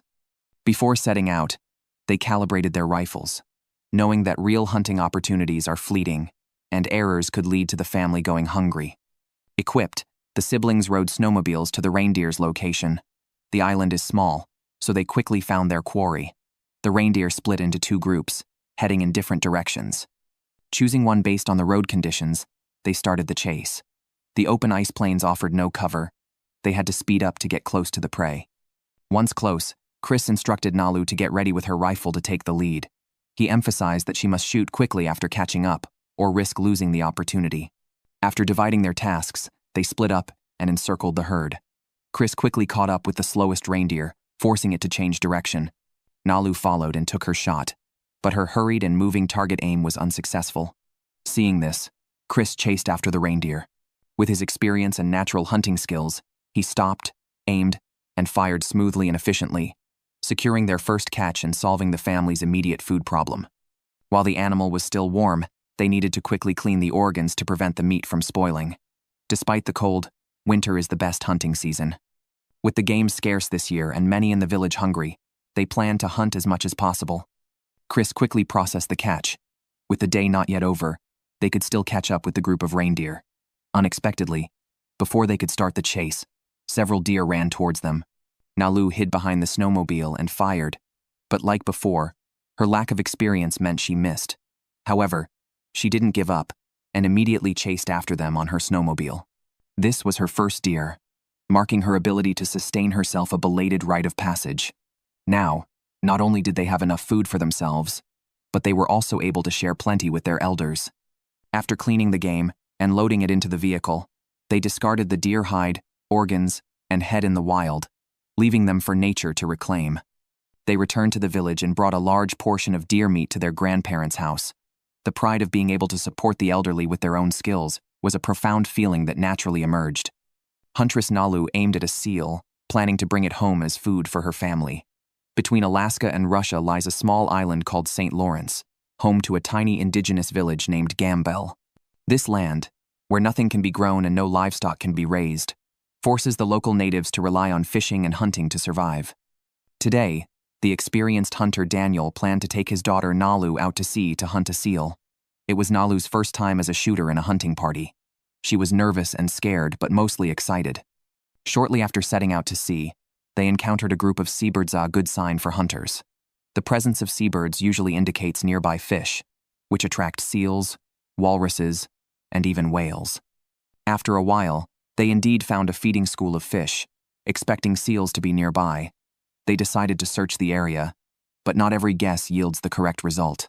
Realizing there were no seals nearby, they turned back to continue following the seabirds. This time, they successfully located their target. Daniel quickly signaled to Nalu to get ready for the hunt. However, Nalu discovered that her rifle was unloaded. By the time she prepared her weapon, the seal had disappeared. Nonetheless, they knew the seal would have to resurface to breathe. As expected, the seal reappeared, but Nalu missed her shot. Shortly after, the seal surfaced again. This time she fired without hesitation, but still missed by a slight margin. Startled, the seal was unlikely to surface again soon, so they decided to adjust their position for another opportunity. Truthfully, aiming for a seal's head, which is the size of a fist from a rocking boat, is challenging even for experienced hunters. Therefore, Daniel did not blame her, but instead offered more encouragement. They continued their journey as a thick fog began to envelop the sea, limiting visibility and making hunting difficult. Despite the poor visibility, Daniel's keen eyes spotted a seal, but unfortunately, Nalu couldn't see it through her scope. Given the time and worsening weather, they should have ended the hunt. However, Nalu was not ready to give up. Traditionally, the role of shooter had been dominated by the men in her family, and she rarely had the chance to prove herself. Daniel, indulging his daughter, sped the boat out of the foggy area and followed the seabirds to a beach known for seal hunting. On stable land, Nalu had a better chance of success, assuming they could find a seal nearby. The father and daughter split up. Daniel lay on the ground scanning with binoculars while Nalu used her scope from behind a pile of rocks. In the quiet, she remembered her recently deceased grandfather, who had passed all the tribal traditions to Daniel, and now, to her. In the future, these traditions would be passed on to her descendants, perpetuating their cultural legacy. Daniel was the first to spot a target and signaled to his daughter. Spotting a seal's head in the vast sea is challenging. As the wind grew stronger, it was time to end the day's hunt. Any further delay could worsen the sea conditions, risking their small boat in potentially larger waves. Hunters living in Alaska are busy every day trying to survive. They hunt ptarmigan and icefish for salmon, with each meal featuring plenty of fish and meat. For fat and oil during the winter, they hunt a seal, and if they need to secure food for a longer period, they catch a moose. If one moose isn't enough, they hunt another. To prevent food shortages, the men cannot afford to stay idle at home. Whenever ptarmigans migrate to their area, the family elder, John, takes Sana out hunting daily. Hunting ptarmigan might seem simple, but it can be challenging for a novice hunter to spot these camouflaged creatures in the snow. Today, for some reason, Sana kept missing his shots, managing to get only one ptarmigan after much effort. Soon he will join the army, and before he leaves, John wants to teach him as much about their traditional culture as possible, so they spend a lot of time together. While talking, another ptarmigan was hit but not fatally. To avoid wasting food, they quickly pursued it. Although the injured ptarmigan was fast, the young hunter could not catch up, and John couldn't help but laugh at his grandson's misfortune. Letting an injured animal escape is a serious failure for a hunter, so they had to chase it down on their motorcycle. After spotting the target, Sana approached alone and, with 2 shots, successfully secured the injured ptarmigan. As he was picking up his catch, he spotted another one nearby. He took aim and successfully bagged his 3rd ptarmigan of the day. In their belief, it is their acts of kindness that lead animals to offer themselves up. What they call luck is simply the reward for their good deeds. At this point, the hunt was essentially over. Before heading home, they gathered some dry wood and cut it to the sizes they needed. These pieces would be carved into ornaments rich in cultural significance, such as masks and toys commonly used by children. These artifacts are also a part of their tradition. Today, John was making an Arctic tern, a prop used in dancing. He first shaped the main body out of wood, then carved 2 thin pieces of wood for the wings, tying them together with a stick and inserting ptarmigan feathers. This ancient artifact, which dates back thousands of years, was used by their ancestors to pray to the Creator for favorable weather and bountiful harvests. After completing the object, the old man began teaching his grandchildren how to perform the dance and explained its symbolic meaning. In modern times, it's challenging to keep younger generations interested in this traditional culture. Ensuring its continuation is a daunting task. Meanwhile, the women, using sharp ulu knives, separated the black seal meat from the fat. The Inuit prefer the fresh, juicy fat over lean meat because of its versatility. Seal oil, derived from the fat, is used for heating, lighting, cooking, and maintaining clothing, and is vital to their survival. However, with the advent of modern society, gasoline and electricity have almost completely replaced the functions of seal oil. Now, Alaska natives hunt seals primarily for their meat, and the precious fat is mainly consumed. To hunt a seal, Old John, along with his son, daughter, and grandson, arrived at the river early in the morning and soon spotted their target. The main shooter today was Lawson, and this would be his first time hunting a seal. Success would mean completing his rite of passage. After spotting the seal, the family carefully observed the area, waiting for it to surface to breathe. They then informed Lawson of its precise location so he could make the kill. This was not an easy task, as young hunters are generally less accurate, especially on a rocking boat, which further complicates the hunt. After finally locating where the seal surfaced, Lawson, as expected, missed his shot. The startled seal did not reappear for a long time, forcing the family to adjust their position and search for another opportunity. After patient searching, they caught up with it again. Lawson fired on time but still missed. After the third attempt, which also failed, Lawson needed to learn from these failures and grow quickly in order to become a provider for the family. To avoid damaging his confidence too much, his father decided to step in as a backup to assist him. Despite several more failures, through relentless effort, Lawson finally succeeded in hitting the seal on his own.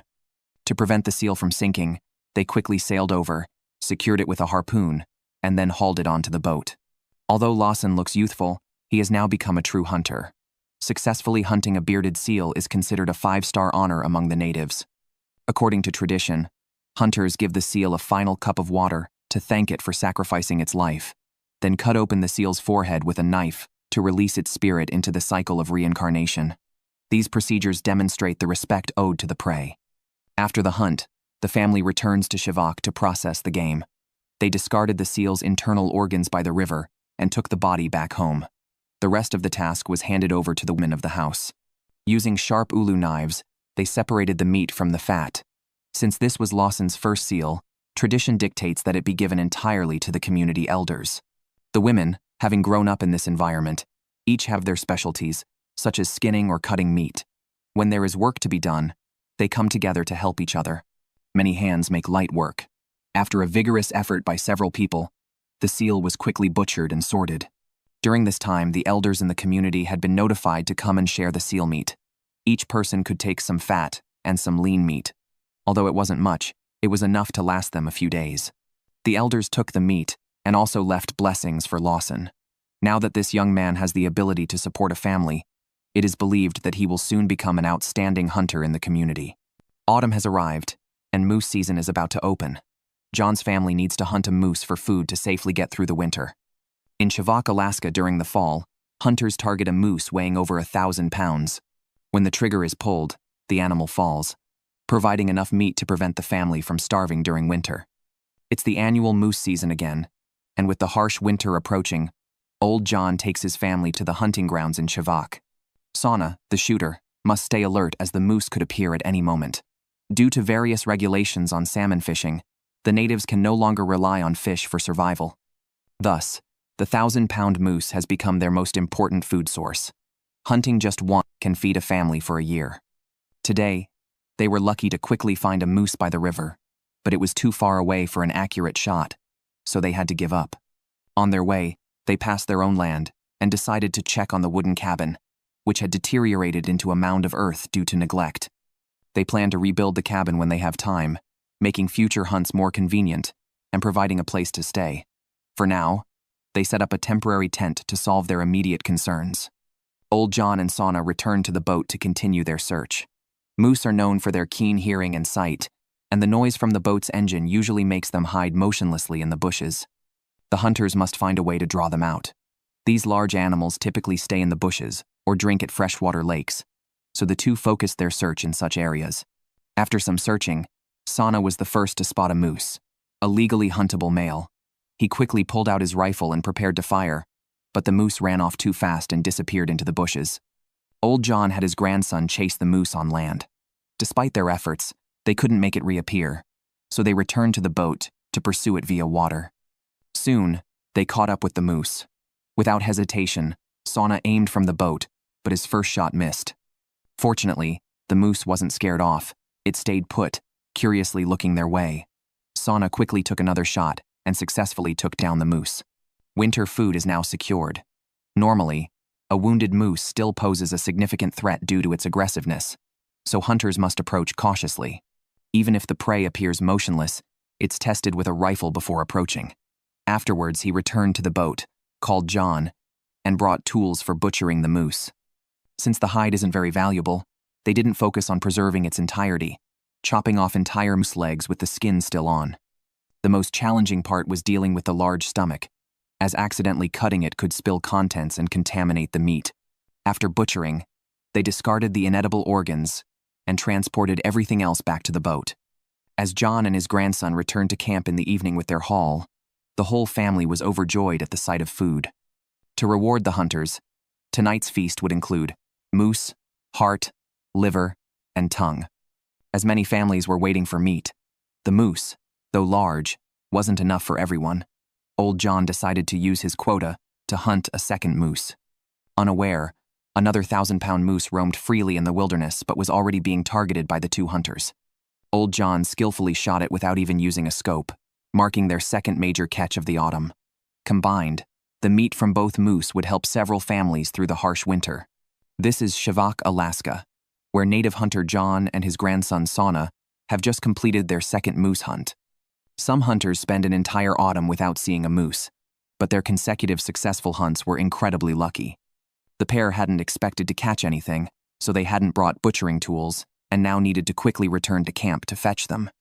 While hunting, John noticed many berries in the hunting area, so on their return, he brought his wife Teresa and daughter to gather them.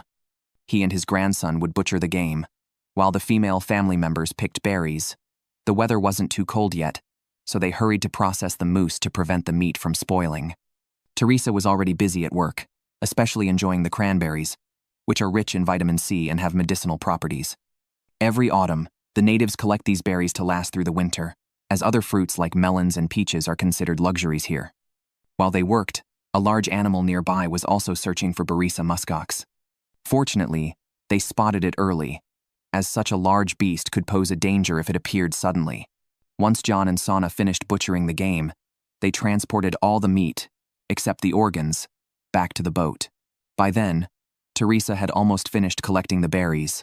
They all boarded the boat and returned to their camp. Although venison is delicious, eating it every day can become monotonous, so before heading home, they wanted to catch some whitefish and pike. The group took a boat to their usual fishing spot and began setting up the nets. This trip, they brought 2 nets to place in different areas. After setting them up, they waited overnight. The next day, the family returned to the fishing spot to check the nets for the first time. The catch was excellent, full of large pike. They counted 12 fish, a good haul. However, to have fish for the long winter, this was not enough. Back at camp, Teresa and her daughter started processing the fish, while John and his grandson went to check the second net. First, they removed the heads and guts of the fish, then split them down the middle, removed the bones, and prepared the remaining meat for drying. They hung the fillets on a drying rack. John's luck continued, as the second net also contained many pike. With their substantial catch, the grandfather and grandson returned to camp. Seeing the neatly arranged pike on the drying rack, John sincerely praised his wife's work. Now, with moose and plenty of pike, the family felt immensely satisfied. With autumn hunting complete, it was time to return to their village home. They dismantled their tent, packed all their gear onto the boat, and prayed for continued good fortune, a part of their cultural tradition. It's the younger generation's responsibility to understand, learn, and carry on these traditions. Who would have thought that the ice breakup on the Yukon River still cannot be controlled by humans? If this size of ice floes forms an ice dam downstream, it would significantly raise the upstream water levels, causing minor flooding or even a dam breach, submerging everything along the way. This is Igor from Alaska, where spring is now upon us. As the ice melts, the Yukon River clogs again, an almost annual occurrence. Due to last winter's higher than normal snowfall, a major flood is likely. A similar event in 2009 nearly destroyed a village. Locals, fearing history might repeat itself, have started packing, ready to flee at any moment. Meanwhile, Jody and Jamie, who live in the highlands, haven't fled but have come to town to buy enough supplies to prepare for the disaster. On their return, they found the river road already flooded. Seeing such high water levels for the first time made them panic. Given the situation, large ice blocks would soon clog the river, so they hurried to leave. Although the disaster was fierce, it passed surprisingly quickly. The ice jam cleared in just 12 hours. Afterwards, Jody and his spouse surveyed the area and found the river road completely overtaken by huge ice flows. The town, being in a lower area, probably suffered more damage. For a while, the couple will be confined to their camp, unable to use the road to travel elsewhere. Thus, they plan to head in the opposite direction into the forest towards a place called Sassafras, a legacy left by Jody's grandfather. The traces left by the flood helped them identify a relatively safe area, which they marked with warning tape to determine where houses could be built. As stated in his will, this land would never be sold or divided to ensure a legacy for future generations. The reasons are its flood-resistant highlands and nearby fishing eddies that provide fish to sustain the family through winter. Jody will find an optimal location to establish a new camp, enabling his son to marry and continue the family line. They spent half the day searching and arrived at Jody's old campsite, previously submerged by the 2009 Yukon River flood. The flood took everything, including riverside trees and ground debris, evoking many happy memories but also much heartache. After all, the campsite that had been operated for decades is now in ruins. Jody had once trapped rabbits, chopped wood, and cooked here, living a carefree life. Now, everything has changed, except her commitment to traditional living.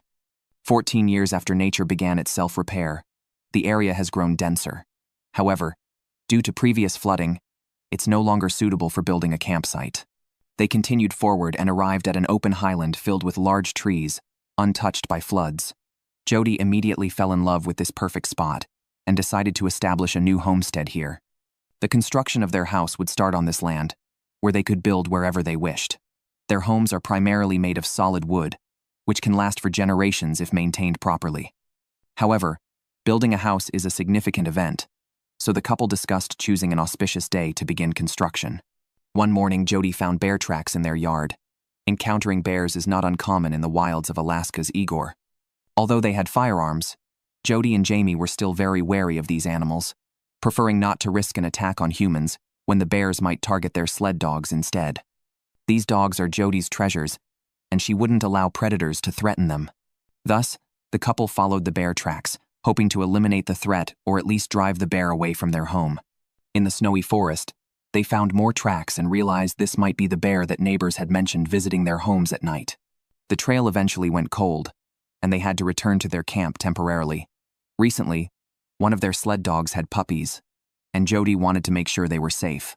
Usually, having a dog in the yard can deter bears, but this time was different, so they couldn't be complacent. Living in the forest, hunters maintain a delicate balance with wildlife. Once this balance is disrupted and their safety is threatened, they must act. Determined to resolve the issue, the couple re-entered the forest the next day to continue the pursuit. This time, they found some blood traces, likely from the bear being shot by someone else and escaping without a fatal wound. As a hunter, Jody felt responsible to find and kill this bear. Tracking a wounded and hungry bear in the vast forest was like finding a needle in a haystack. Even with some dried blood traces, it was challenging to follow the trail. At this point, Jody noticed that her husband Jamie seemed reluctant to let her continue deeper into the forest. As an experienced Yukoner, he knew well the dangers of tracking a wounded and hungry bear. Although Jody is usually assertive, she conceded to her husband on this matter. Despite spending several days tracking the bear, they never found it. Now, there were only two possibilities. Either the bear had died somewhere, or it had escaped with minor injuries. Ultimately, the couple decided to stop the pursuit. Aimlessly searching was less practical than securing a stronger shelter for their dogs. Spring not only awakens bears from hibernation but also sees many birds returning from the south. At this time, hunters like Jody and her husband rely on these waterfowl for fresh meat. Today, they plan to hunt ducks at a nearby lake. Their canoe, neglected and sunken, needed to be retrieved and repaired before use. While retrieving the canoe, they spotted their quarry in nearby bushes. Jody quickly raised her gun and fired, but missed due to shooting too high. After Jamie retrieved and started repairing the leaking canoe, the ducks appeared again.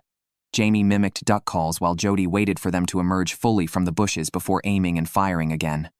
She missed the second duck, suspecting an issue with her gun's aim. Upon inspection, they found and corrected the problem with the sight, restoring the shotgun's accuracy. By next spring, The winter-hunted moose or reindeer would be consumed, and fishing would have to wait until summer. This challenging spring season, hunters depend on small game like waterfowl to sustain themselves. Jody left the shelter to try her luck, while Jamie stayed to continue watching.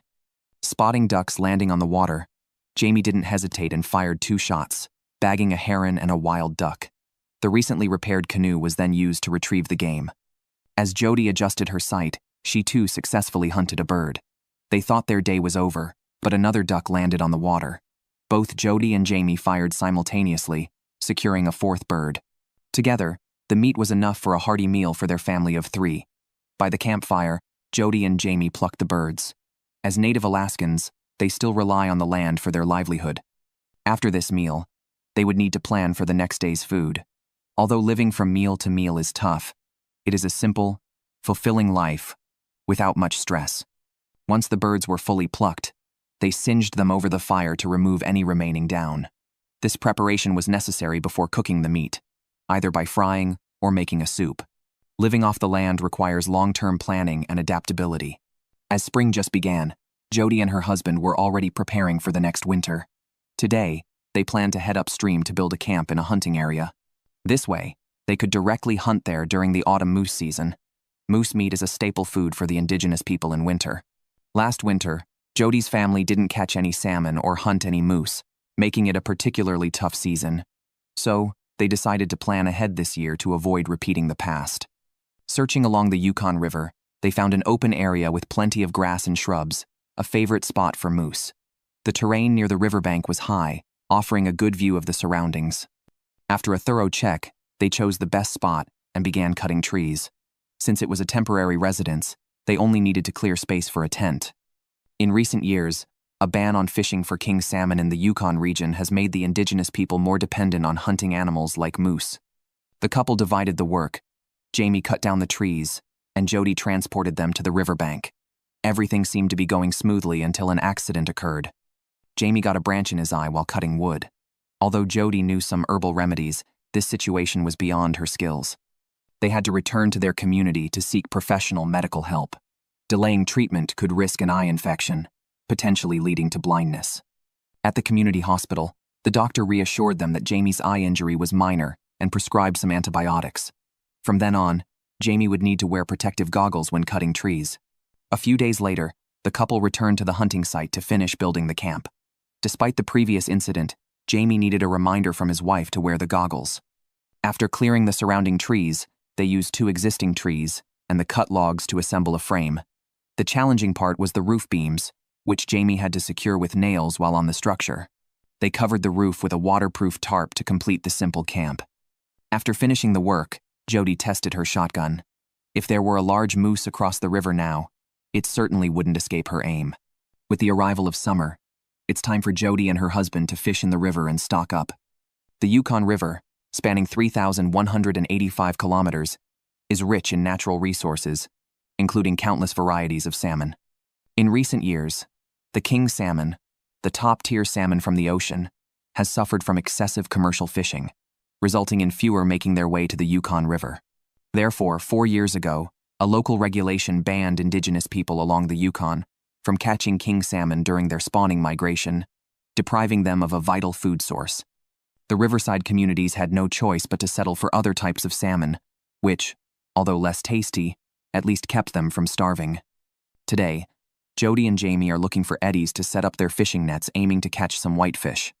Once they found a suitable spot, they anchored the boat ashore, drove a wooden stake into the muddy riverbank as an anchor point, and attached one end of the net to it.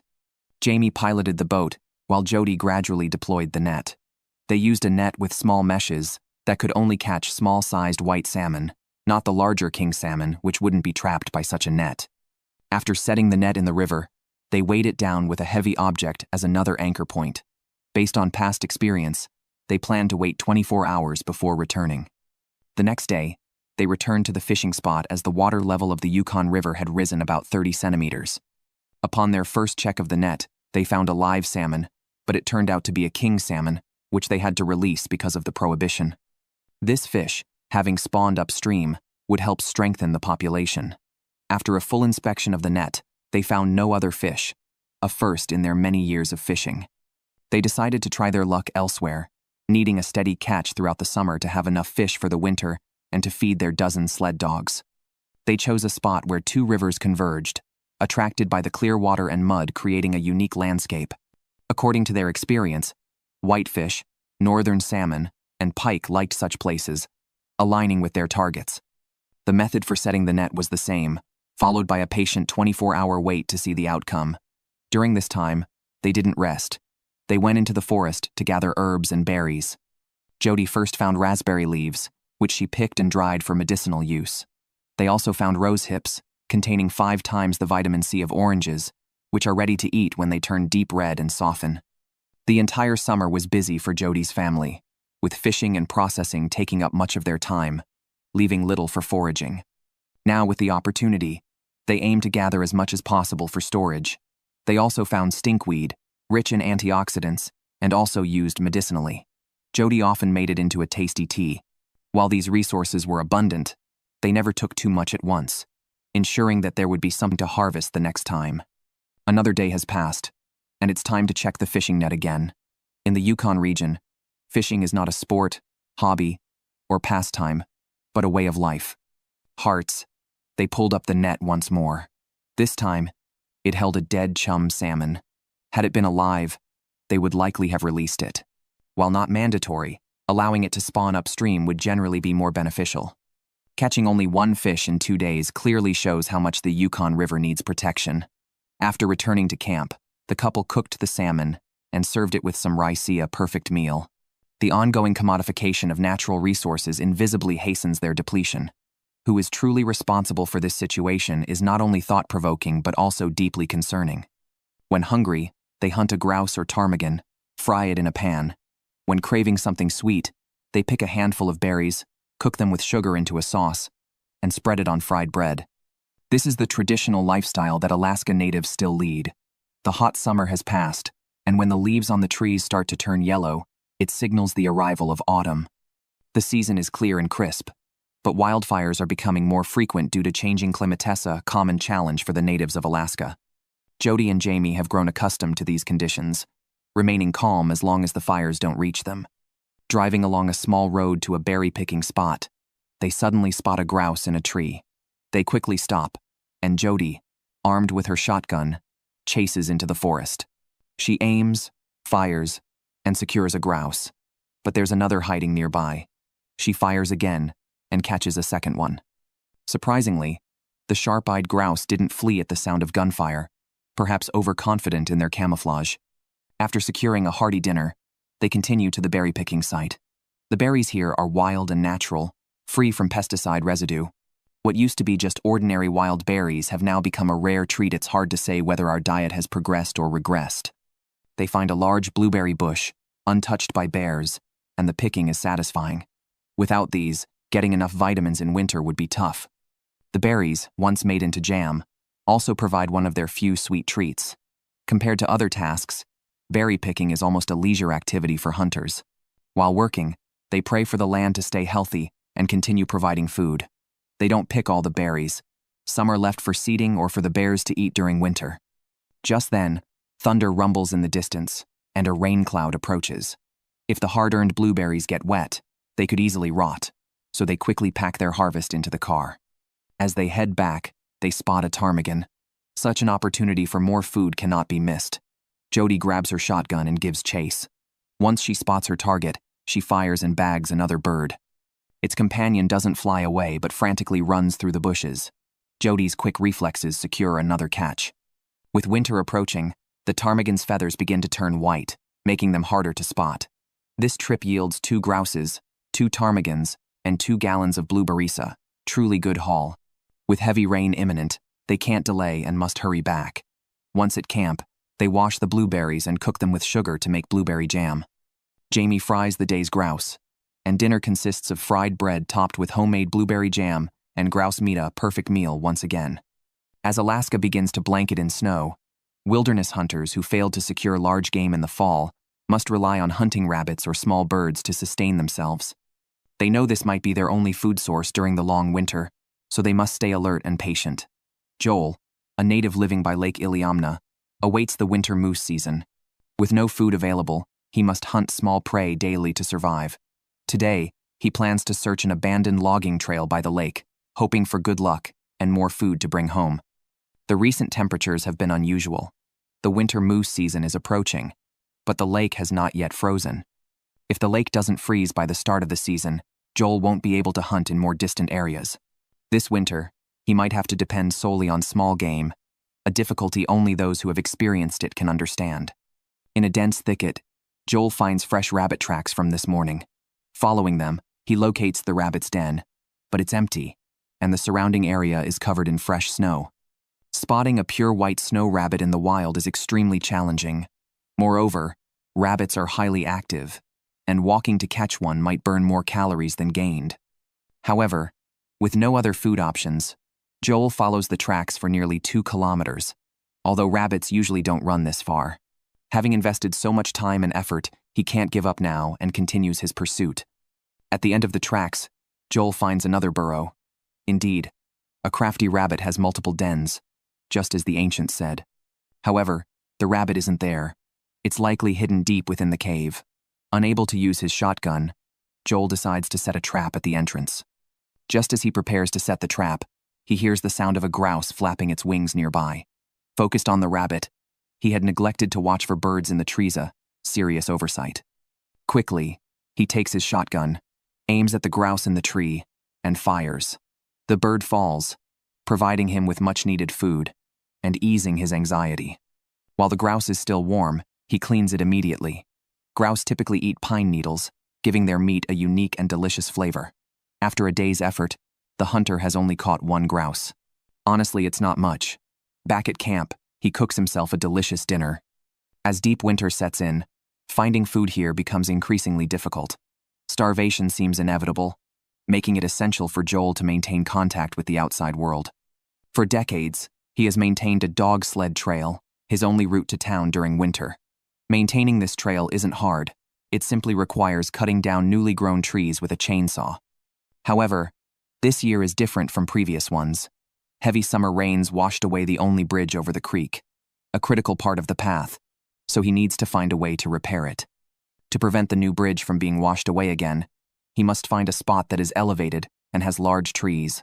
Once a site is chosen, he cuts down trees and lays one across the creek to form a log bridge.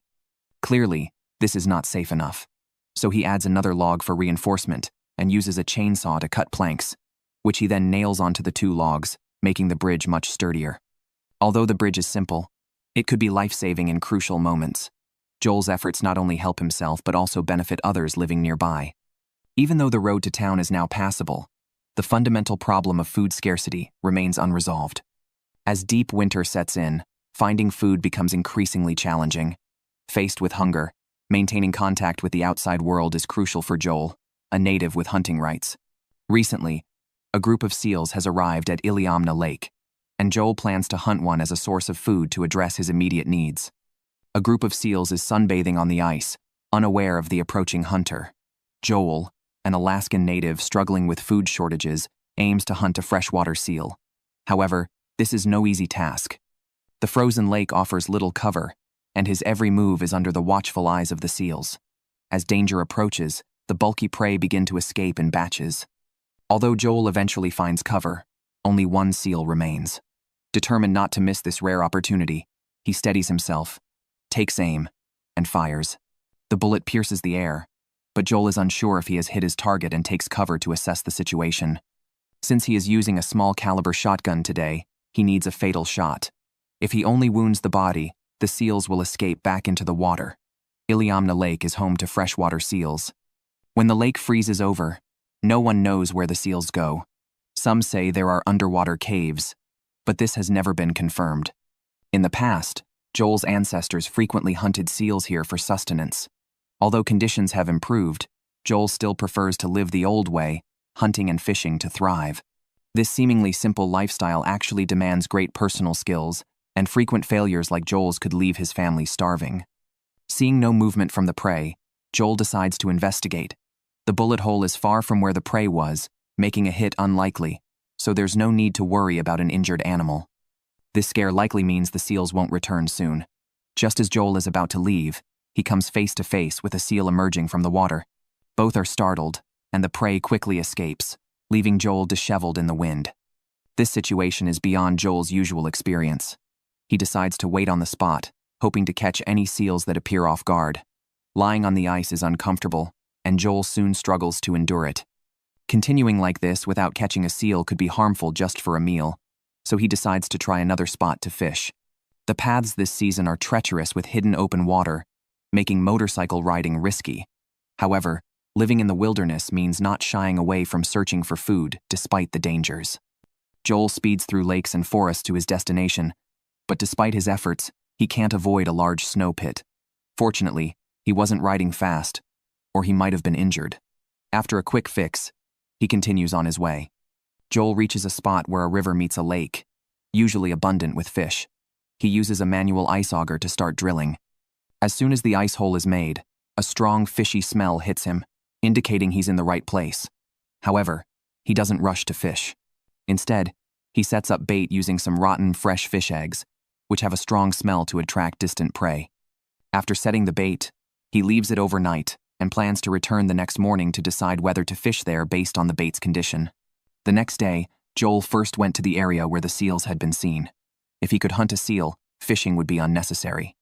However, after yesterday's ordeal, the seals seemed to have vanished completely. It looked like he wouldn't be getting any large game. Now, he had no choice but to hurry to the fishing spot to try his luck again. After some trekking, he found the ice hole from the day before. Observing it for a while, he could tell there were fish active nearby. Ice fishing requires minimal gear, which is easy to obtain. He just needed to load a hook onto the fishing line, use a stick as a fishing rod, and attach the bait to start fishing happily. The lake water was very clear, allowing him to see the bottom clearly. Initially, there were only small, nuisance fish around, which could easily steal the bait but were too small to be caught, typically the kind most disliked by fishermen. However, after a patient wait, a larger fish approached. Joel quickly jiggled the rod and successfully pulled it out. His luck was not bad today. He at least secured a meal. With food in hand, he needed to make the most of it by eating it quickly. He planned to come back tomorrow for more fresh fish. Once home, he cut the fish meat, marinated it, fried it in a pan, and was ready to enjoy his meal slowly. One of the joys of wilderness living is the freedom to build a house as you wish. If you want to save money, you need to find natural materials for construction. In Alaska's Iliamna Lake, Hunter Joel is busy gathering materials to build a house. A week ago, he cut a batch of free timber and left it on the ice. Now, with the weather warming and the snow melting rapidly, he needs to quickly process these logs before his efforts are wasted. Recent snowfalls have buried the logs, so Joel must first dig them out, then haul them back to his lumber camp using a sled. The logs are heavy and have absorbed water from the snow, making transportation very challenging. Joel puts all his strength into pulling the logs out. Next, he needs to find the woodworking machinery to process the logs into planks. Upon arrival, he discovers the machine is submerged in ice. To move it, he must dismantle it and load all parts onto the sled. He is in a hurry because once the snow starts to melt, it disappears within days, potentially ruining the machine. After transporting all the parts back to the logging camp, Joel finds a suitable spot and reassembles the machine. It's very heavy, and he has to stand it up by himself. Once the saw blade is installed, the assembly is complete. He tests the engine, and it works well. After hauling all the logs, he begins cutting them into planks, mostly for walls or roofs, with spare pieces used as firewood, ensuring nothing is wasted. The machine proves very effective, quickly slicing a log into evenly sized planks. However, during the process, the saw blade suddenly breaks. Fortunately, it's a replaceable part, and Joel has spares. After fixing the machine, he continues cutting planks. With these materials, he can add a few rooms to his house. This type of wooden villa, built with little money and an extensive yard, is far superior to the expensive concrete structures in the city. After a full day, all the logs are cut into planks, transported in batches back to the camp, and stored in the workshop for use on a sunny day. Building a house is exhausting, but watching it come together from your own hands provides immense satisfaction. However, as the saying goes, lazy people can't survive in the wilderness. The beautiful things we see involve much unseen sweat and tears. Due to previous failures in hunting large game, Joel's main focus this season remains on finding food. It's said that hunter Joel lacks skill, but today he's determined to redeem himself. Behind his camp, at a small pond, he spots 2 water birds. Since hunting season is almost over, he can only catch unprotected small animals. Joel shoots 3 bullets and secures 2 ducks, regaining some pride. His patrol dog shows no interest in retrieving the ducks, so Joel waits for the prey to drift to shore before collecting them himself. Normally, 2 ducks would be enough for a meal, but circumstances have changed. A few days ago, his wife and child, who had left Alaska for a year due to hunger, returned and reconciled with him. Now and in the future, he must gather more food when he goes out. To increase his hunting success, he borrows a new shotgun from a good friend, which proves to be very effective. Aimed roughly, it brings down a large area. With the added pressure of family, Joel's shooting accuracy has improved significantly, and with 3 shots, he secures 2 more water birds. With plenty of game, it's time to head home and prepare a hearty meal for his family. Living in the wilderness means meat alone does not provide a balanced diet. Before enjoying tonight's feast, they plan to gather a plant called Labrador tea from the mountains to brew. In the evening, the family gathers by the lake, brews a pot of tea, fries up the game, and fully enjoys nature's bounty. But the reality, going out to hunt every day means that the supply of food is very unstable. After all, no one can guarantee a successful return from each outing. Therefore, when the fishing season arrives, it's time to start storing salmon. Once salmon enter freshwater for spawning, their bodies gradually turn red, and by the time they spawn, they are a bright red. The quality of their meat declines as the color deepens. Iliamna Lake is one of the spawning places for salmon, so Joel can easily catch them. He selects those that have just started to change color to store as food. Unlike other natives, his family has a more direct method of fishing, since this is the end point of the salmon's migration. The fish are less active here. After locating a gathering spot, they simply throw one end of a fishing net into the water and pull the other end with a boat to encircle the fish. Catching wild salmon is that simple. With an abundance of fish, they are selective, only taking home those with lighter colors and better meat quality. With just one haul, they catch 103 salmon with good meat quality, amounting to hundreds of pounds of fish. Mixed with other food, this can last until the next fishing season. It's like opening for business once a year, and eating for a year. After processing, the fish are lightly cured and then smoked. This allows the fish to be stored long-term without a refrigerator.